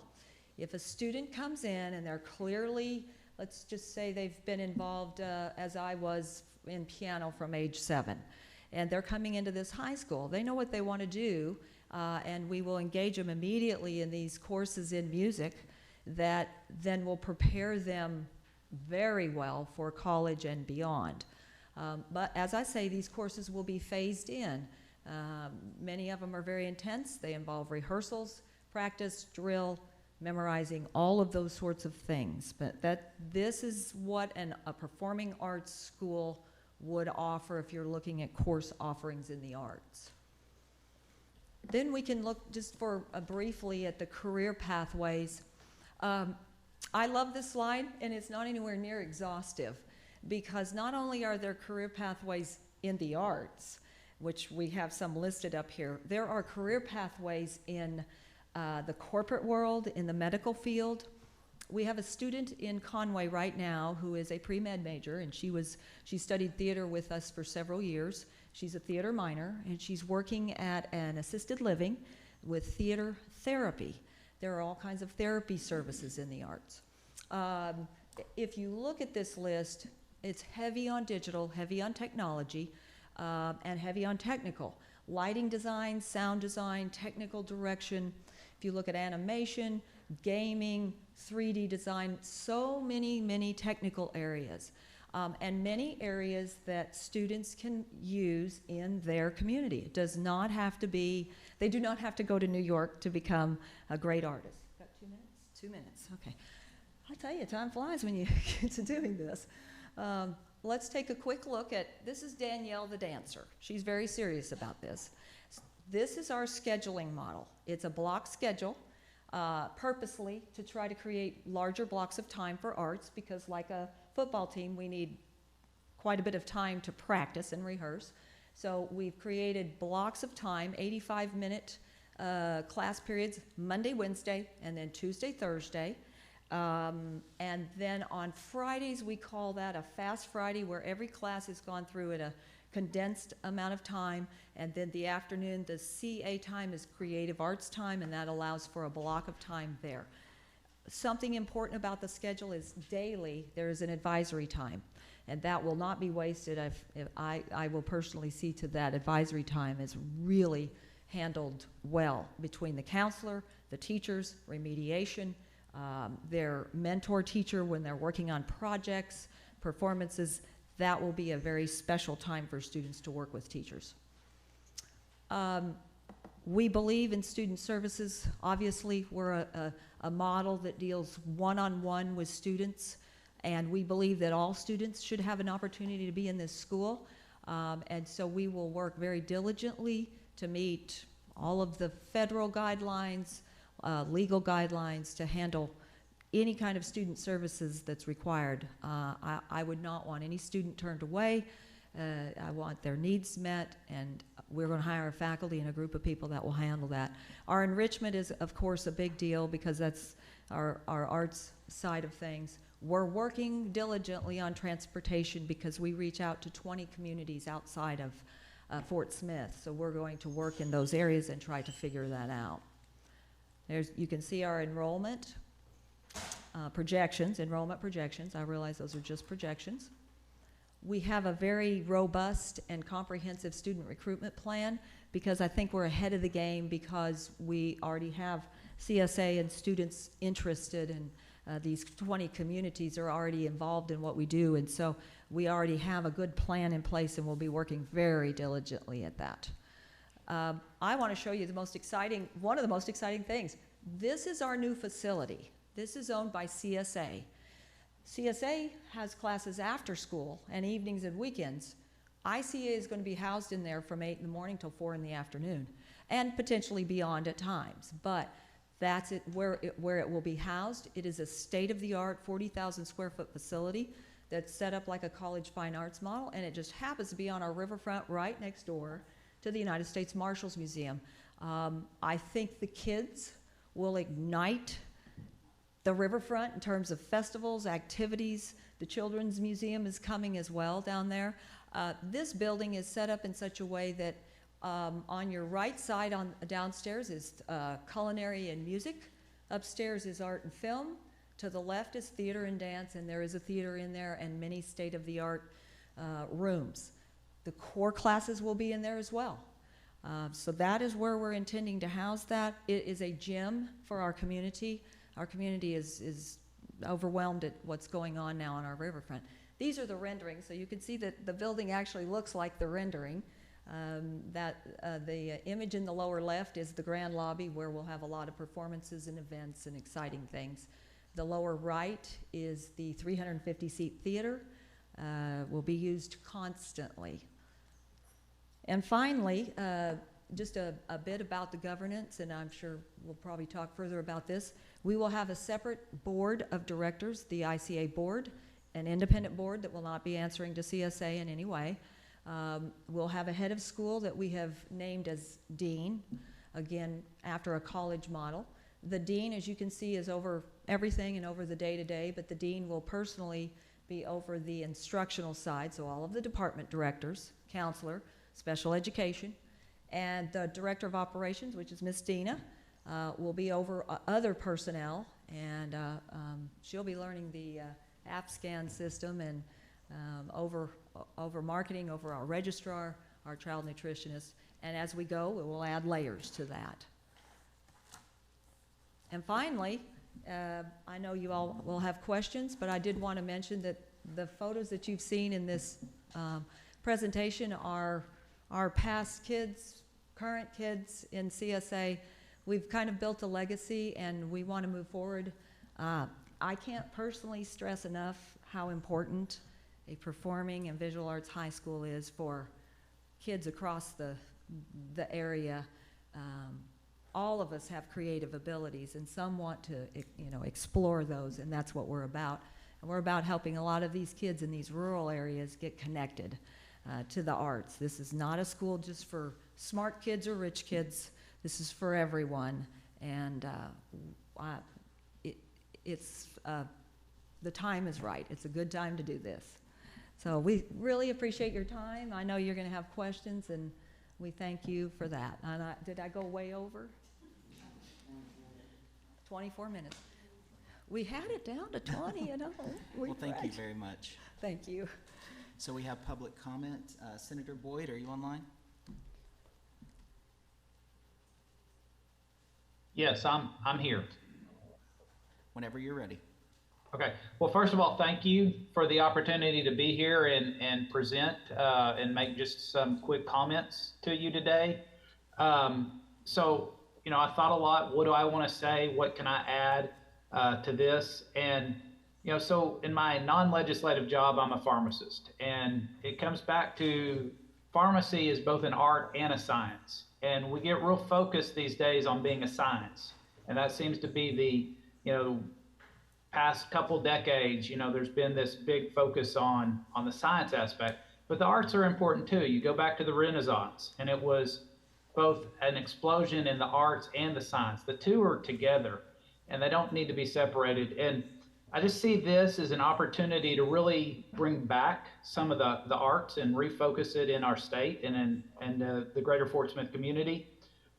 So as a charter, CSA will provide an excellent opportunity for students who wish to focus on the arts, music, theater, both on stage, and as I've learned more, I didn't think as much about, but also the behind the scenes, what's going on back there, whether it's makeup or sound, there's a lot more to it than just what's going on the stage, which gets our focus when we're in the audience. Culinary arts, the visual arts, etc., all while having access to traditional courses of study. We're all gifted differently, and this provides a real opportunity to develop those interested and gifted in the arts, to develop skills and get themselves, set themselves apart for the next stage of life. So again, I wanted to focus first on what this means for the students, with the kids. That's why we're all here. Secondarily, I do want to reiterate that this is an important economic development opportunity for Fort Smith, specifically the riverfront. As people decide to live or stay, live in a state or stay in a state or move to a state, they always want to know what's in the community, what's different, what are the opportunities. And I think CSA, Community School of the Arts, offers something unique and different that will provide some opportunities for some of the families that are interested in staying or moving to our area. With that said, those are really all the comments I have. And again, I want to reiterate the appreciation I have to the board to taking a few moments to listen to what I have to say on this important issue. So unless you need something from me, that's all I have. All right, thank you very much. We appreciate it. Thank you. We had a second public comment.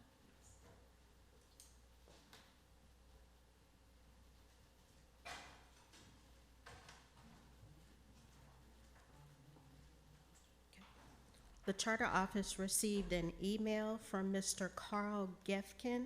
He's the city administrator for Fort Smith. This is part of the public comment. Ms. Summons, as Fort Smith City Administrator, having a charter school for performing arts in Fort Smith would be an incredible benefit for the city of Fort Smith, the entire region, and the state.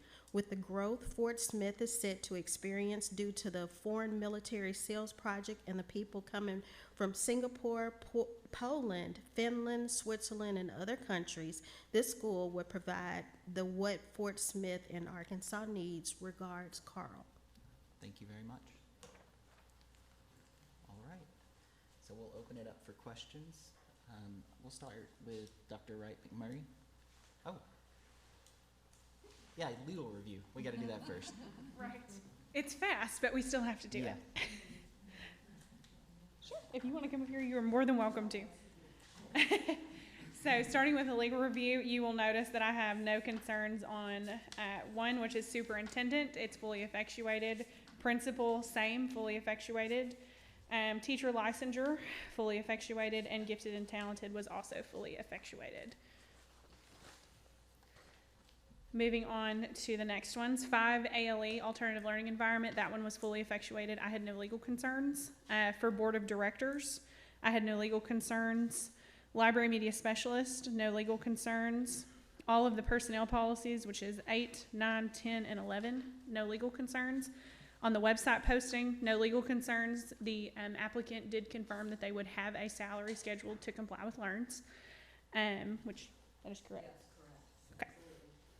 And then on number 13 was the licensure for a counselor, no legal concerns, because they will have they will follow the counseling program. Correct? Correct.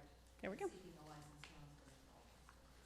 And So, just to be clear, the health and safety was taken off. yes, it was. Okay. So that was removed, which I can allow the applicant to explain that, but yes, she removed that from her final legal review. Okay. All right. Thank you very much.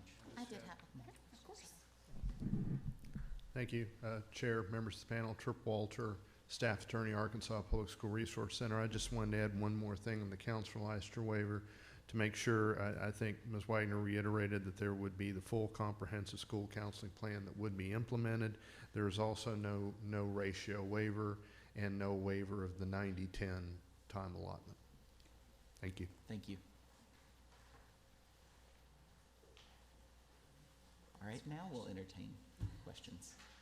I'll start with you, Dr. Wright McMurray. Okay.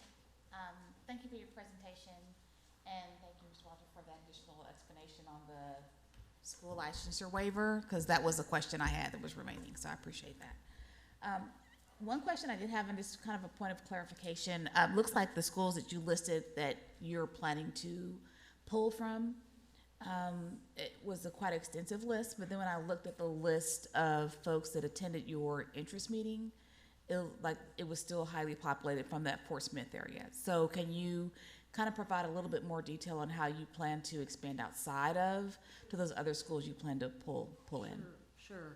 Well, let me think here. Certainly, we're going to, and I'm personally going to the different communities. We want to hold some community events, open forums. We're going to do a big marketing rollout for our current families that are in each of these communities to help us get the word out. We'll hand out flyers, news media, print materials, but I think the personal visits to the different communities and, churches, boys and girls clubs, all of the different areas that we can go to, public libraries, with the help of our families that are already involved. I think that will help us more than anything, but it's going to take a while. I think we better get started early this fall and work at it until time for the school to open, because it's a lot of legwork to go visit with people one-on-one, but I think that's going to be very important. We've got to help educate these smaller communities as to the importance of coming to this school. The students that are currently coming to our after-school programs, they understand it, but we'll have to help educate other kids as to what this is and how important it would be to them if they're, in a creative field. Okay. And then my next question, saw a lot of detail on how we're going to support students that are pursuing the arts as a part of their educational experience. Sure. But can you give a little bit more detail on how we're going to support students on the academic side? Sure. Because again, that is going to be a huge part of their experience, and It is. to make sure we're meeting graduation requirements and Absolutely. students are able to successfully get through. If they experience challenges in those courses, Right. How is that going to be supported?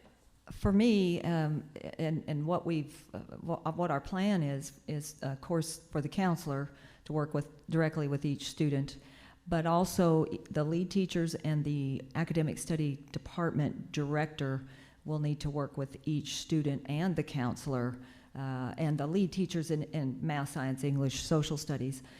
there will need to be remediation. So one-on-one tutoring, I think, is very important. It fits our model so that the students are already ready for one-on-one mentoring.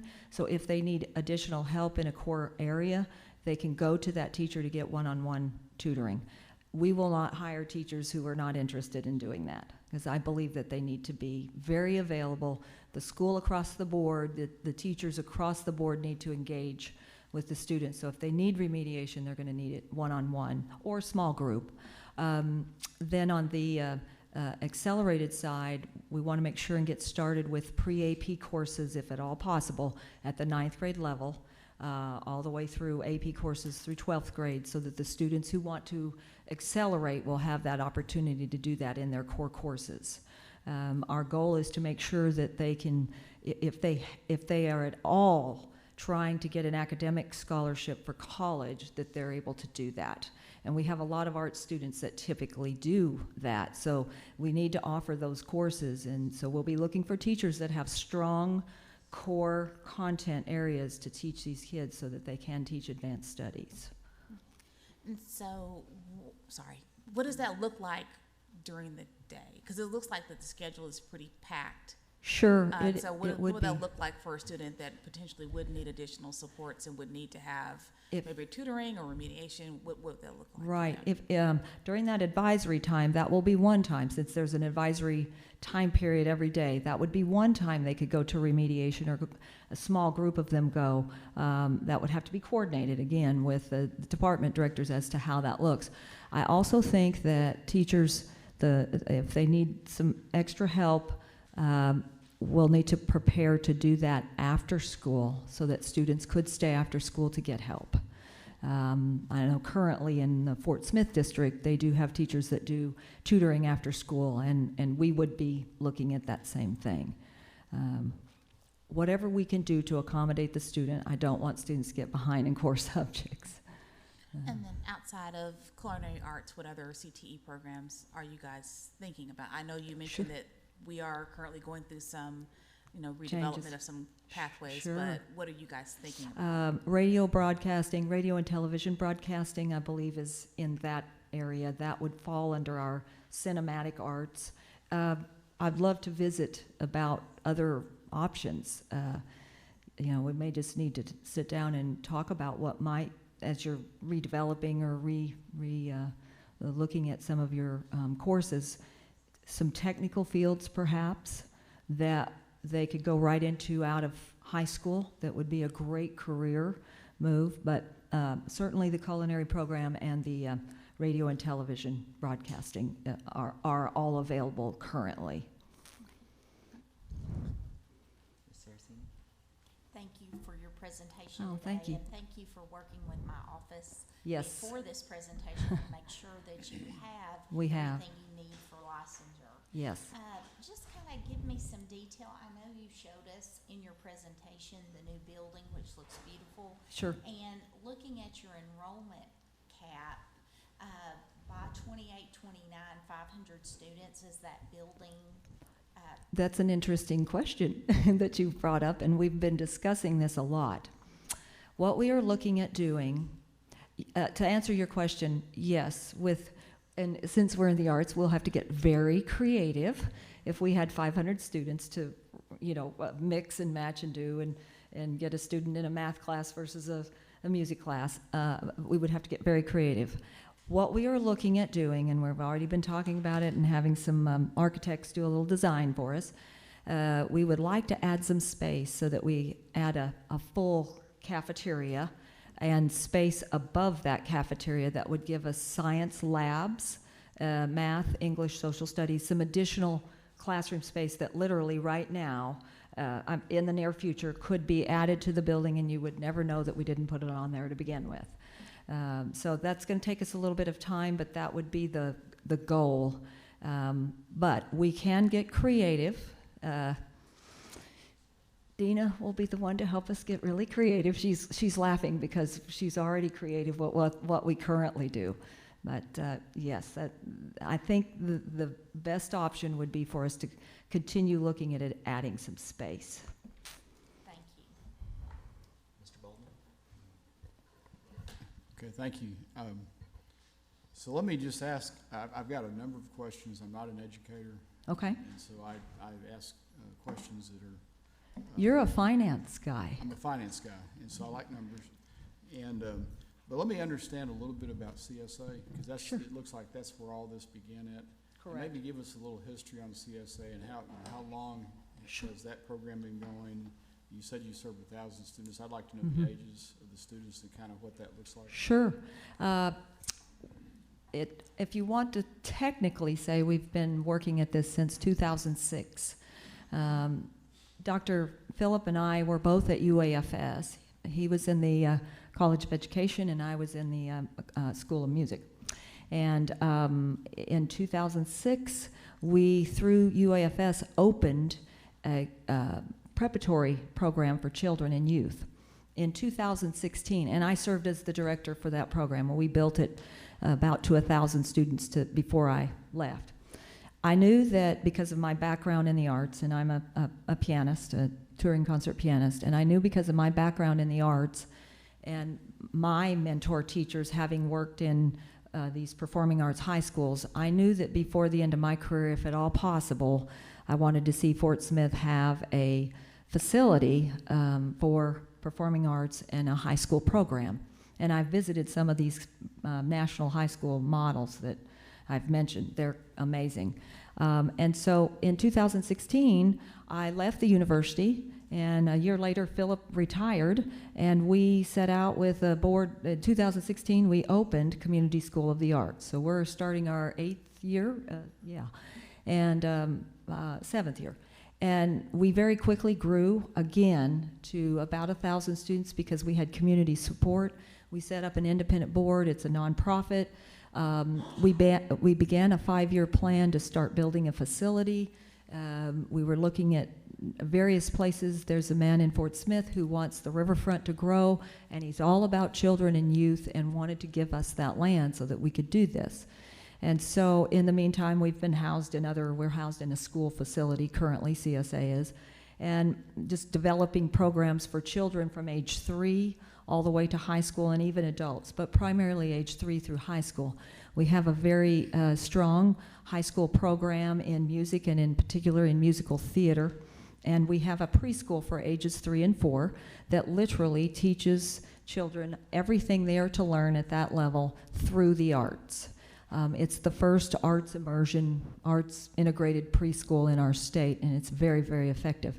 As a matter of fact, it's so effective that I would tell you that 4- and 5-year-olds are reading, and that is a solution to the 3rd grade reading issues if we could do more of that.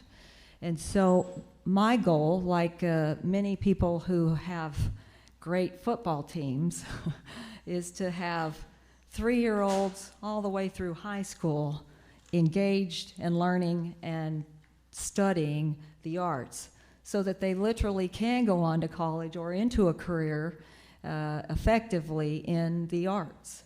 And these great high school teams have had that background of young children being in football and in basketball and all that to have these great teams. In my particular field, I literally have had students walk in the door at college wanting to learn to play the piano for the first time. I cannot take them. That is not a field that they can do that. And so we want to engage them young and get these skills going. And so that's the background. And we've been on this 5-year plan. We have a national consultant that works with Philip and myself and a whole team of people to have this building built. And let me ask you, the building looks great.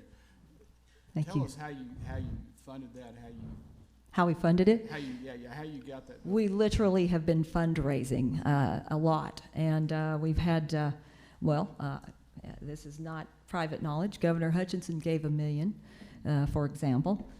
We had local support. We've had the Maybe Foundation. We've had the Sunderland Foundation. We've had major foundations, plus 7-figure gifts from community members. The building's paid for, there's no debt. We have a loan, but we also have a continued fundraising. So Philip will continue to work on that fundraising with CSA, but it's not, ICA does not own that building. CSA owns the facility. Right. How much is the debt?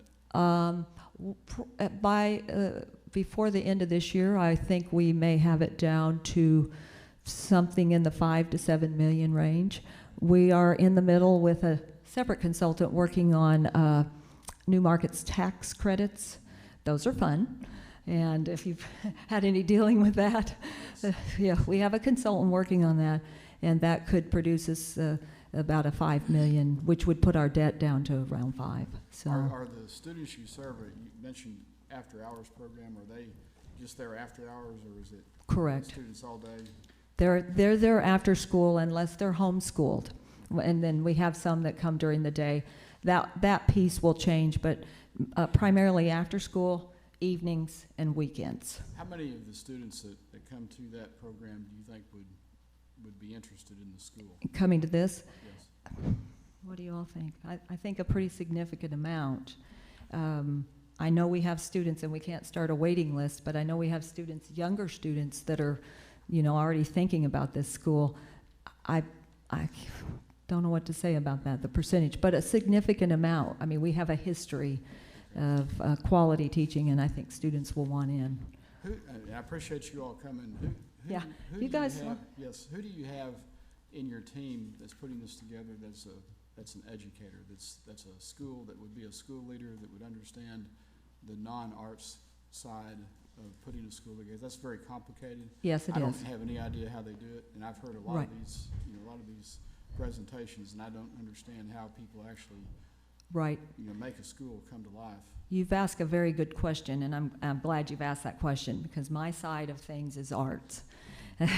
I would definitely not be your day-to-day to run a high school. We have identified a professional consultant who has expertise in startup charters, instructional and curriculum development, the rollout of the recruitment plan, the hiring of all of the leadership, all of the teachers, and Ms. Cole, Dr. Russell, myself, we will all be working with her. Dina will be working with her on the finance side.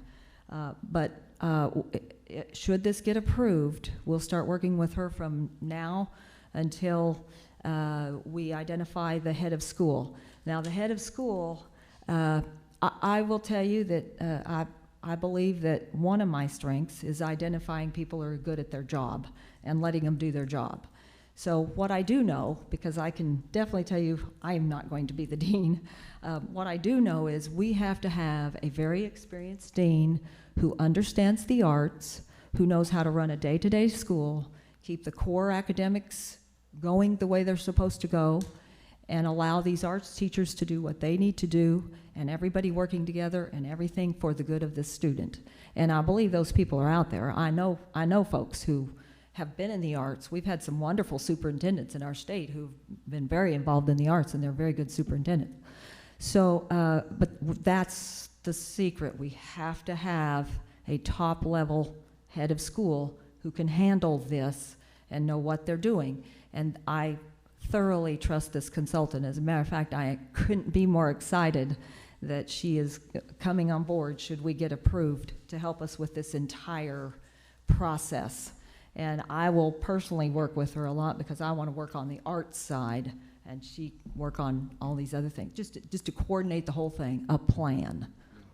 Yeah, there's a lot to do. Lots to do, I know. Especially in an innovative program like what you're Right. wanting to do. Correct. A lot to do.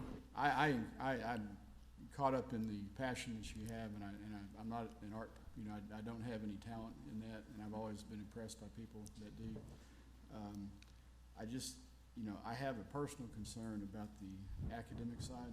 Yes. Especially if there's not academic folks involved, and a consultant's great, but I think you need more than just a consultant to really put the school together. She is an educator. She has started charters. Okay, so that's a good thing. Yeah. But there's still a lot of. Oh, sure. There's a lot of stuff that you've got to think through, and you're coming to us for an approval. Yes. Really before all that is something that we can see. We have a whole team of educators, from principals to board members, and Philip and I, that's our careers in education. So we will put together even a larger team of educators to do this. We get the right people to get this set up. I completely understand setting something up because I've done it. And if you set it up incorrectly, you're going to have trouble. So I take that piece extremely seriously. Well, I appreciate your answers to my questions. I'll just defer some other ones after Sure. my colleagues also. Would you all like to Ms. chat Newton. up here? I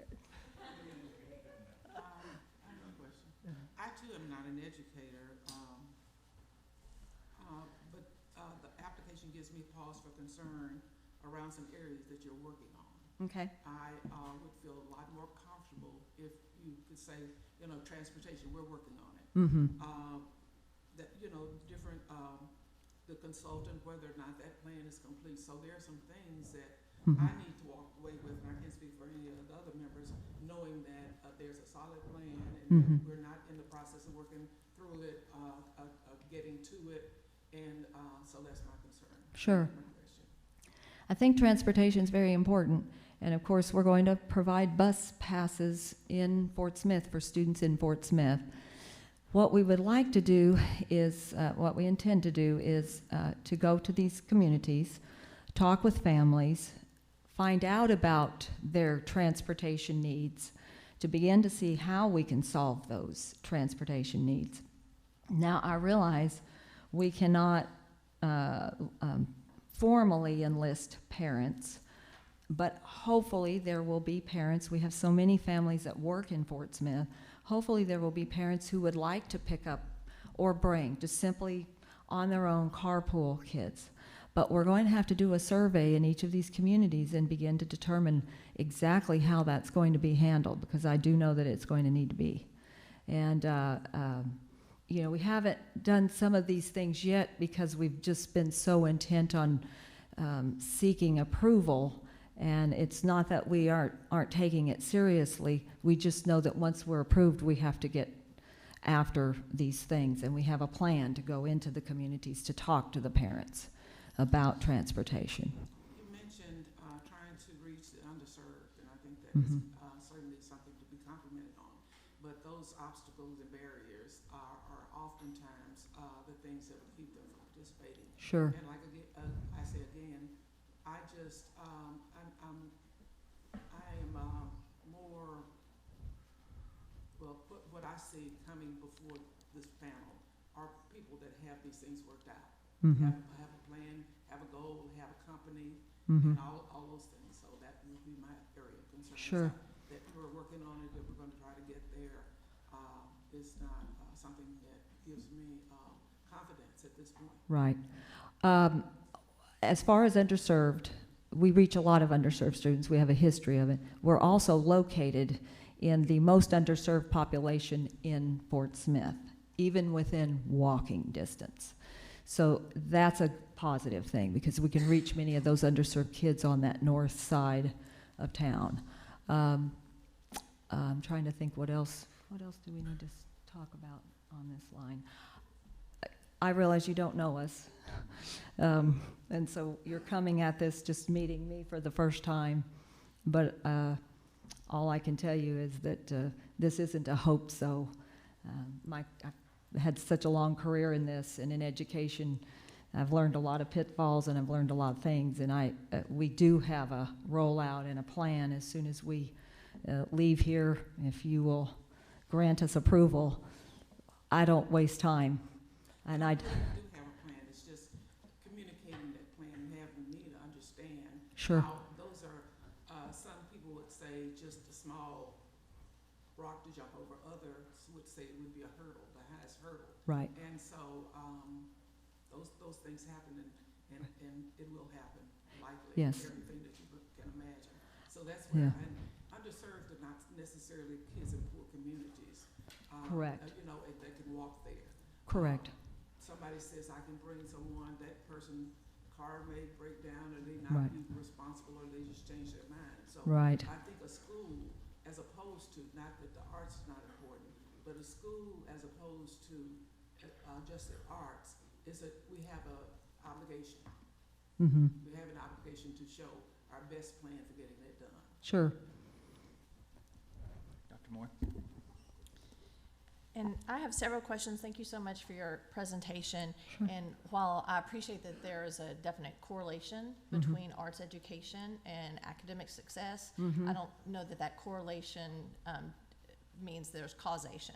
So I feel like there needs to be a strong academic plan as well, which is not evident, at least in the application as it stands right now. Okay. I'm looking at the chart that you shared, the need of support category in the schools in the area, and all but 2 of them, like if I just pick out one data point, 10th grade math, all but 2 of them have over 50% of their students are need of support, which shows that you are going to have the challenge of meeting the needs of those Yes. students. Yes. And the one-on-one support from a teacher sounds wonderful, but I don't know that that is realistic when potentially up to 70% of students are in need of support. Sure. So I think there is a definite need for more focus on academics.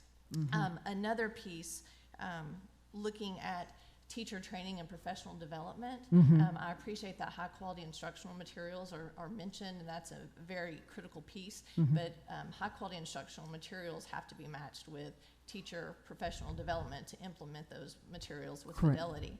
And especially with a waiver of teacher certification, you may have some folks that truly lack pedagogy and those skills. Sure. So maybe you can speak to that some more, but I just have Yes, let me, definite pause. let me comment on the teacher waiver.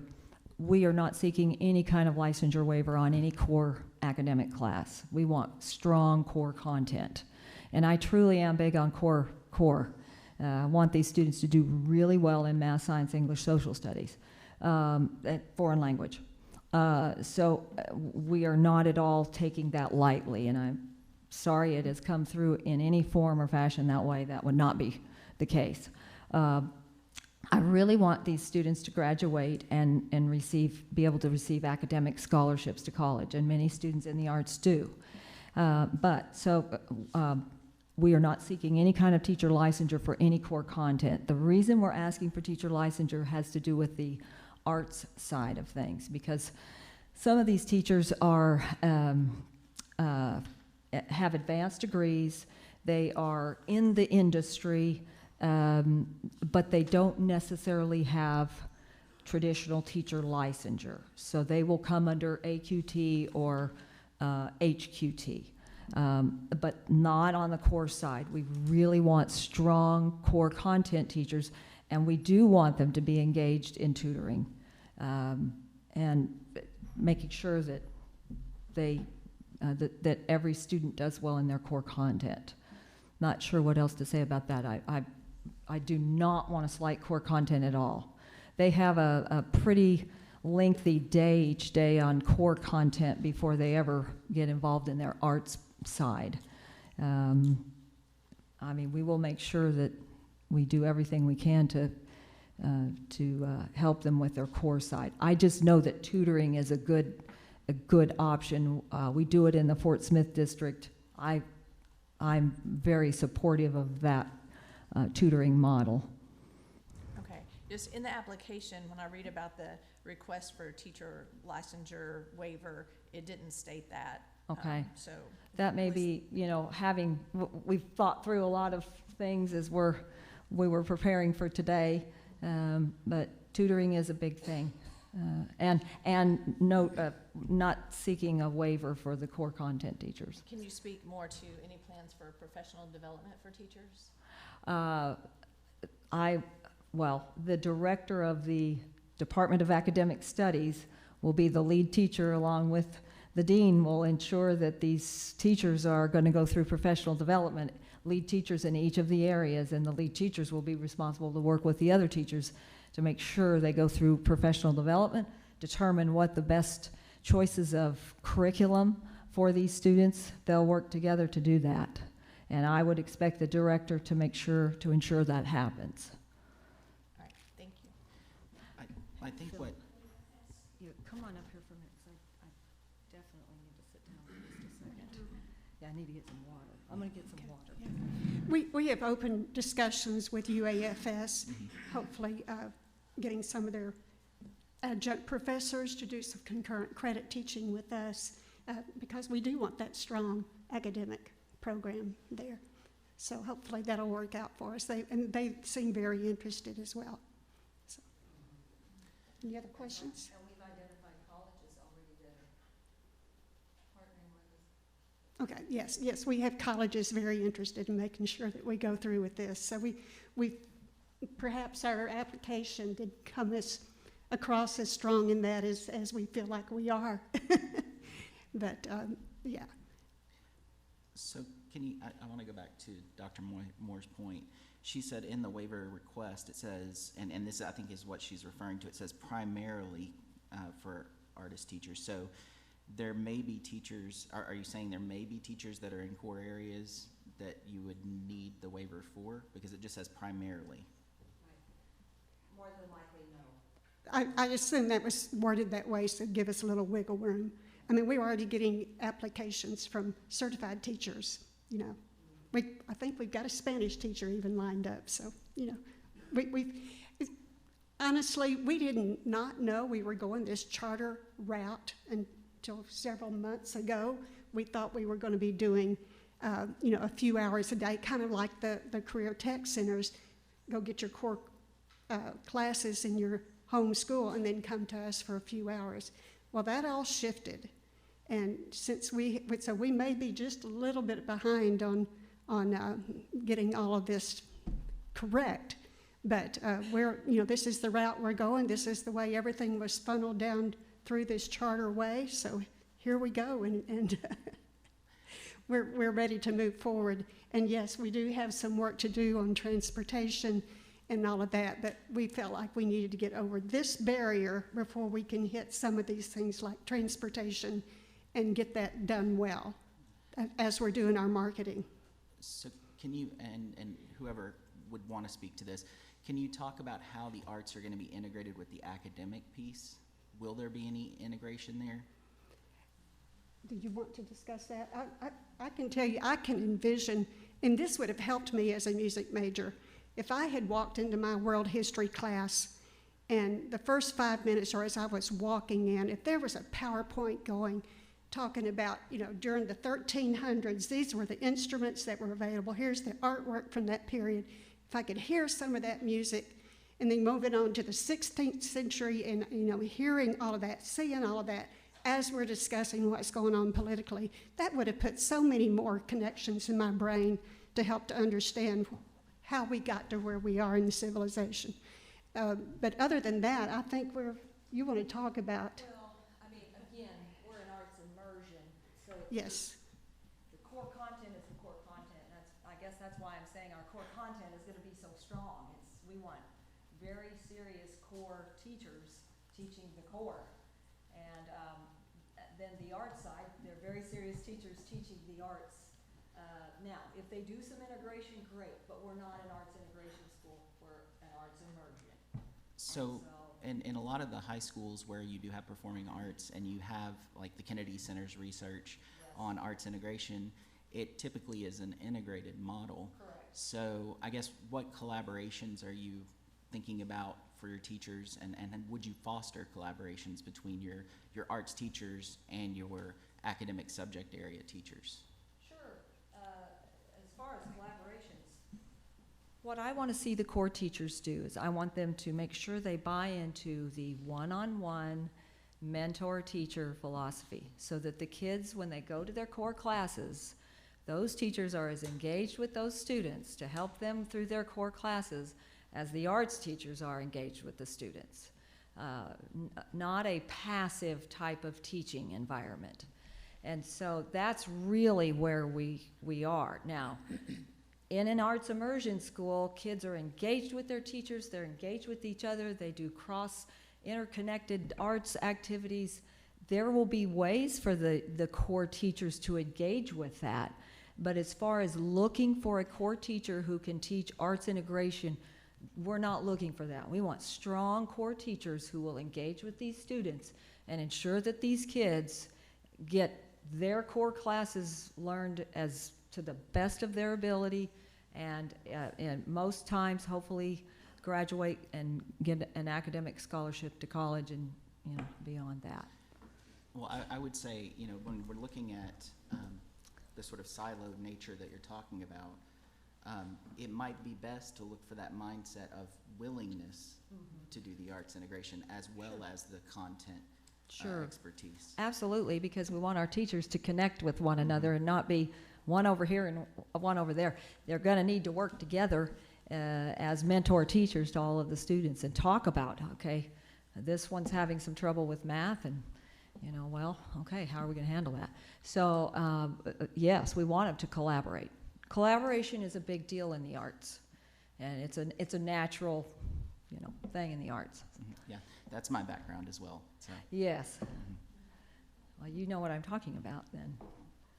I do want to clarify, Dr. Russell has talked in depth with Melissa Jackson, my department, about art and music has to be highly qualified. I know a lot that she's saying we need this waiver for the arts, and that's what she's meaning, because it takes a music and art have to have a QT in Arkansas.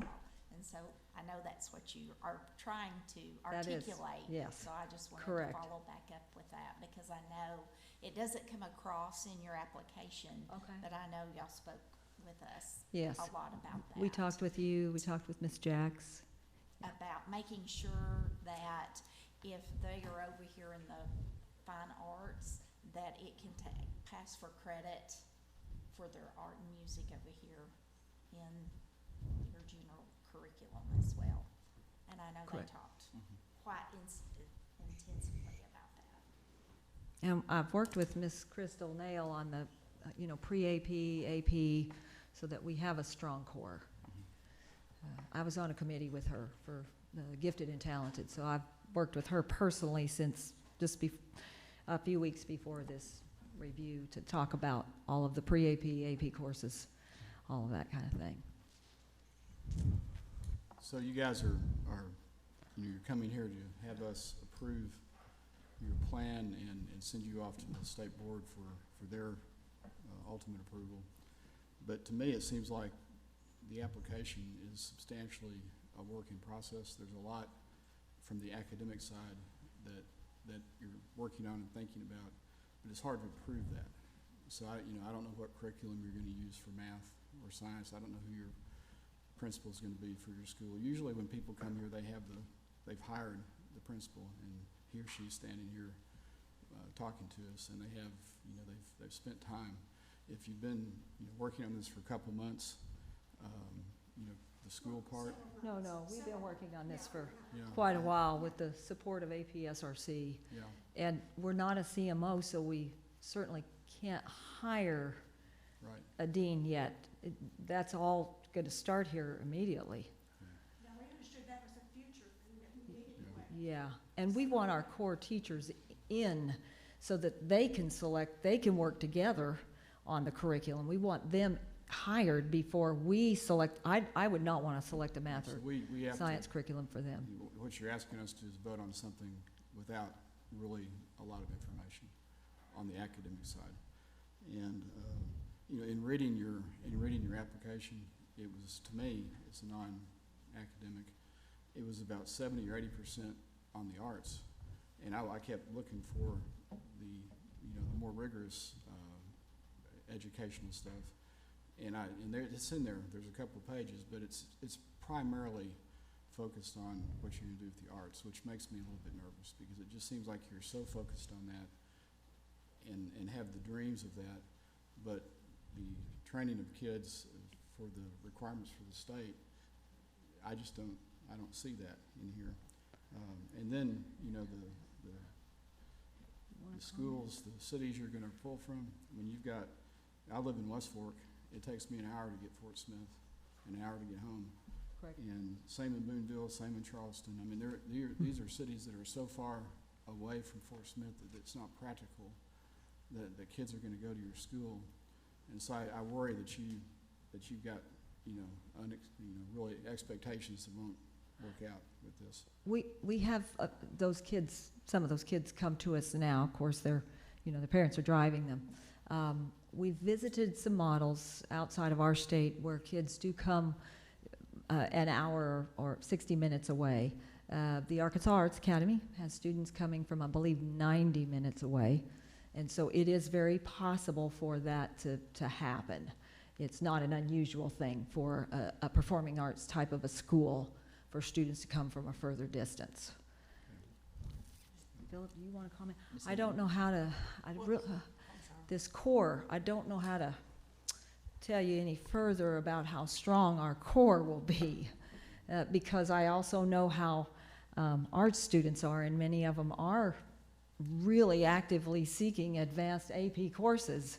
And so I don't know how to say that further, that is not going to be a weak area. They must do well in their core in order to be able to do well in the other. And the arts model itself lends itself to that. It strengthens their study habits and study skills so that they do better in their arts side. That's why these performing arts high schools at the national level are talked about at the national level, because the students are doing so well on their academic side. So we are committed to offering a very strong core. I went through a strong core as an arts person. I would not have, not wanted that. Philip, do you want to comment? Ms. Newton? Okay, what I wanted to ask is, and basically the questions to you and the staff, what are our options here? I hear a trend of, I feel like they have the puzzle pieces. I don't know that they're all pulled together to the extent that that I'm comfortable. What are the options in terms of moving forward with this charter? Ms. Wagner? And as she's coming, I had a question also.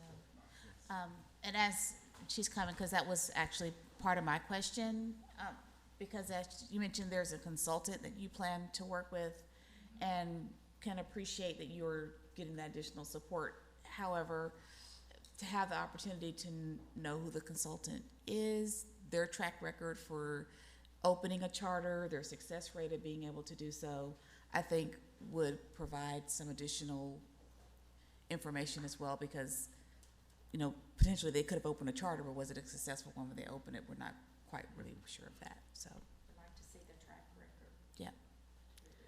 Okay, Ms. so you have a couple of options. You can vote to deny the application, which it's not necessarily sounding like that. It's sounding like you're wanting more information. We could defer the vote for a month until September. We have more applicants coming for hearings next month. They could come back in September to offer you more information on the questions that you have posed to them. We could defer the vote, or we could table the vote. Those are the three options. Tabling it is not necessarily, it's really up to you. Tabling it is just until it has the panel take it under advisement until a further meeting. Deferring, though, in this option, we just set a timeline for when we're going to defer to. So if we defer to give them more time to gather information, I guess I'd have a question for them is how long would it take you to gather this information? And then the legal question is, how long can we defer it? Can it be any time, or can it be a 2-month period or a 3-month period, or? So there's nothing in the rules that require you to set, it can be a 2-month period, it can be a 3-month period, yes. Thank you. Yes. Any further questions?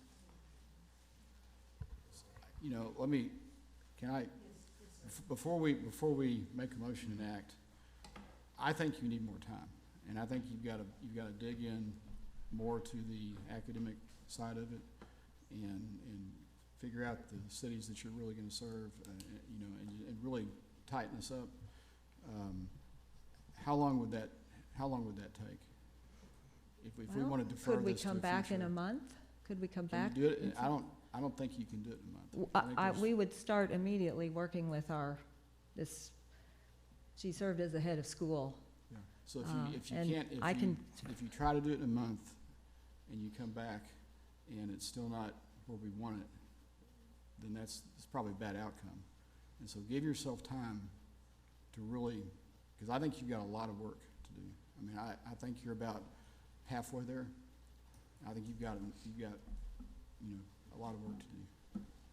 Well, I don't know what question to ask. what kind of time frame? What would you like us to do? Because I would start on this tomorrow with the, you're talking about the K-12, you're talking about that core piece that I think you want some more information from. Let me look at the Yeah, and I'm professional curious, educators. have you looked at the applications from other? Okay, and I realize those that are coming from a CMO that has, you know, experience in multiple schools, obviously, they're able to copy and paste a lot of things that they've been successful, and that you're starting from a different point, so I appreciate that. But when you compare those applications to what yours is, you can see the gaps and holes and why we have so many questions. Okay. Because there are a lot of hopes and dreams, and we think this will happen, but without having a solid plan, it's asking us just to like, well, we'll see if it works. And while I don't doubt your fortitude in that, I can't get behind something that there's not a little more evidence on the planning side. So I would think that to do that to the extent that we're wanting, I would think would take a minimum of 2 months, because Sure. there's a lot more that we need at this point. And Okay. Dr. Wright McMurray? thank you. I would have to agree with my colleagues' comments on that, and I would be better encouraged if, I'm not trying to tell you who to work with, but Okay. whomever you work with, that they have experience with opening similar schools. Yes. Not just a charter school, but opening similar Similar schools that have a arts focus and have a strong academic component Yes. as well. So Okay. I think that's where, you know, there's a little bit of discomfort. Sure. And then also, I think taking that time to work with that individual and just having a better sense of what that plan needs to look like. Okay. Because, not saying that it was intentional, but just, it seems like that our focus is arts, which we definitely know that is the case. Right. And then in the end, if they also get a high school diploma, then that's, you know, a bonus, which it should be actually the reverse. And so I'm not saying that was intentional, but that's just almost kind of how it was almost, That's not at all. yeah, but I'm saying. But I get what you're saying. Yes, so we just want to have that being in place, because we know definitely there will be, even if we do move forward and say, yes, you can do this, you would be back in front of us on a negative side Okay. when your academic outcomes are poor. And, Right. you know, and then in that case, that's hurting our kids, and we can't have that happen. Right. So I that's why we're just being very intentional that we want to see a stronger plan, a stronger application, and then whoever you're working with has a track record of having success in that particular space Sure. will be helpful. That makes sense. Ms. Saraceni? I concur with my colleagues that just to be more articulate on the side of the academics. Sure. And it, So can we come in 2 months? well, we'll have to see if there's a motion, but Oh. I just wanted to say something really quickly, and that is, I think you might be doing yourself a disservice from totally disconnecting from that arts integration model. Mm-hmm. I think you can be both arts immersive and arts integration, because you Sure. can meet those evolving objectives for both. And so if you can kind of think through that, Mm-hmm. because if we give equal importance to both, then both succeed. And Right. so when we're thinking about academics and the arts, I think if we can look at it from that perspective of both of these things are equally important, how do we make sure we succeed in both? I think that'll help your application. Sure. I've heard 30 days and 60 days, and I think you have a wonderful idea and concept, and I'm concerned that that's not enough time to effectually assemble a plan for transportation, or the construction you talked about, and many other areas, the consultant and so forth and so on. So I'm concerned about the timeline. I'm impressed with the idea, the concept. I think it's a very good idea, but I think that might, it might be a good idea gone bad, absent time to do it. So that Sure. I'd be concerned about even 60 days. Okay. Any other questions? Ms. Wagner? As you consider when to make your motions, I just want to kind of tell you what we look like for the rest of the year. So next month, which you guys are not considering 30 days anyways, but we have applicants next month. In October is when district conversion applicants are coming. In November is when we are doing our review. And then in December is when we will do charter renewals. So there are plenty of times if you want to think about 4 months, we're going to be doing renewals this whole time. So just letting you guys know what your schedule looks like going forward. So would they still be able to follow the same timeline of a 2024? Yes. Okay. Yes. It doesn't have to interrupt that unless the CAP decides it needs to. That will be at your discretion. Okay. If there's no further discussion, I'll entertain a motion. I move that we defer decision on this charter application and schedule reconsideration no earlier than the October meeting. Okay, do I have a second? I second. All right, all those in favor? Aye. Any opposed? Any abstentions? Okay, the motion passes. Ms. Wagner, do you want to fill us in on what that means? So I need you guys to clarify what that means. So does that mean that you are asking them to come back in November? I mean November, because Okay. October would not even be the 60 days yet. Okay. November. Let's do another motion Another on that, motion? if you don't mind. Okay. All right. Ms. Newton, can we have another motion? I would move that the charter application be deferred until no earlier than our November meeting. Second. All those in favor? Aye. Any opposed? All right, the motion And I would passes. like to make one clarification. So they will basically just come and enhance their current presentation to you guys.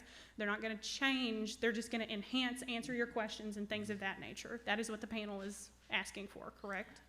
Correct. All right, I just want to clarify that on the record. So during that time, are they able to work with the charter office to work on that application? Yes, we can Or provide that technical presentation. assistance during that time, yes. Dr. Wright McMurray? I would also like to ask that whomever they're going to be working with is identified at that time, and that individual comes with them and helps to lead that presentation.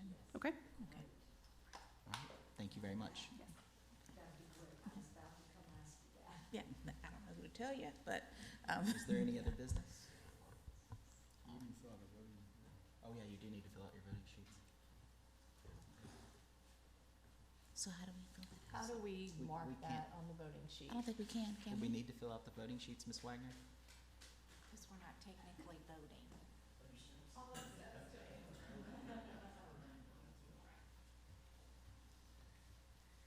So since you deferred the vote, no.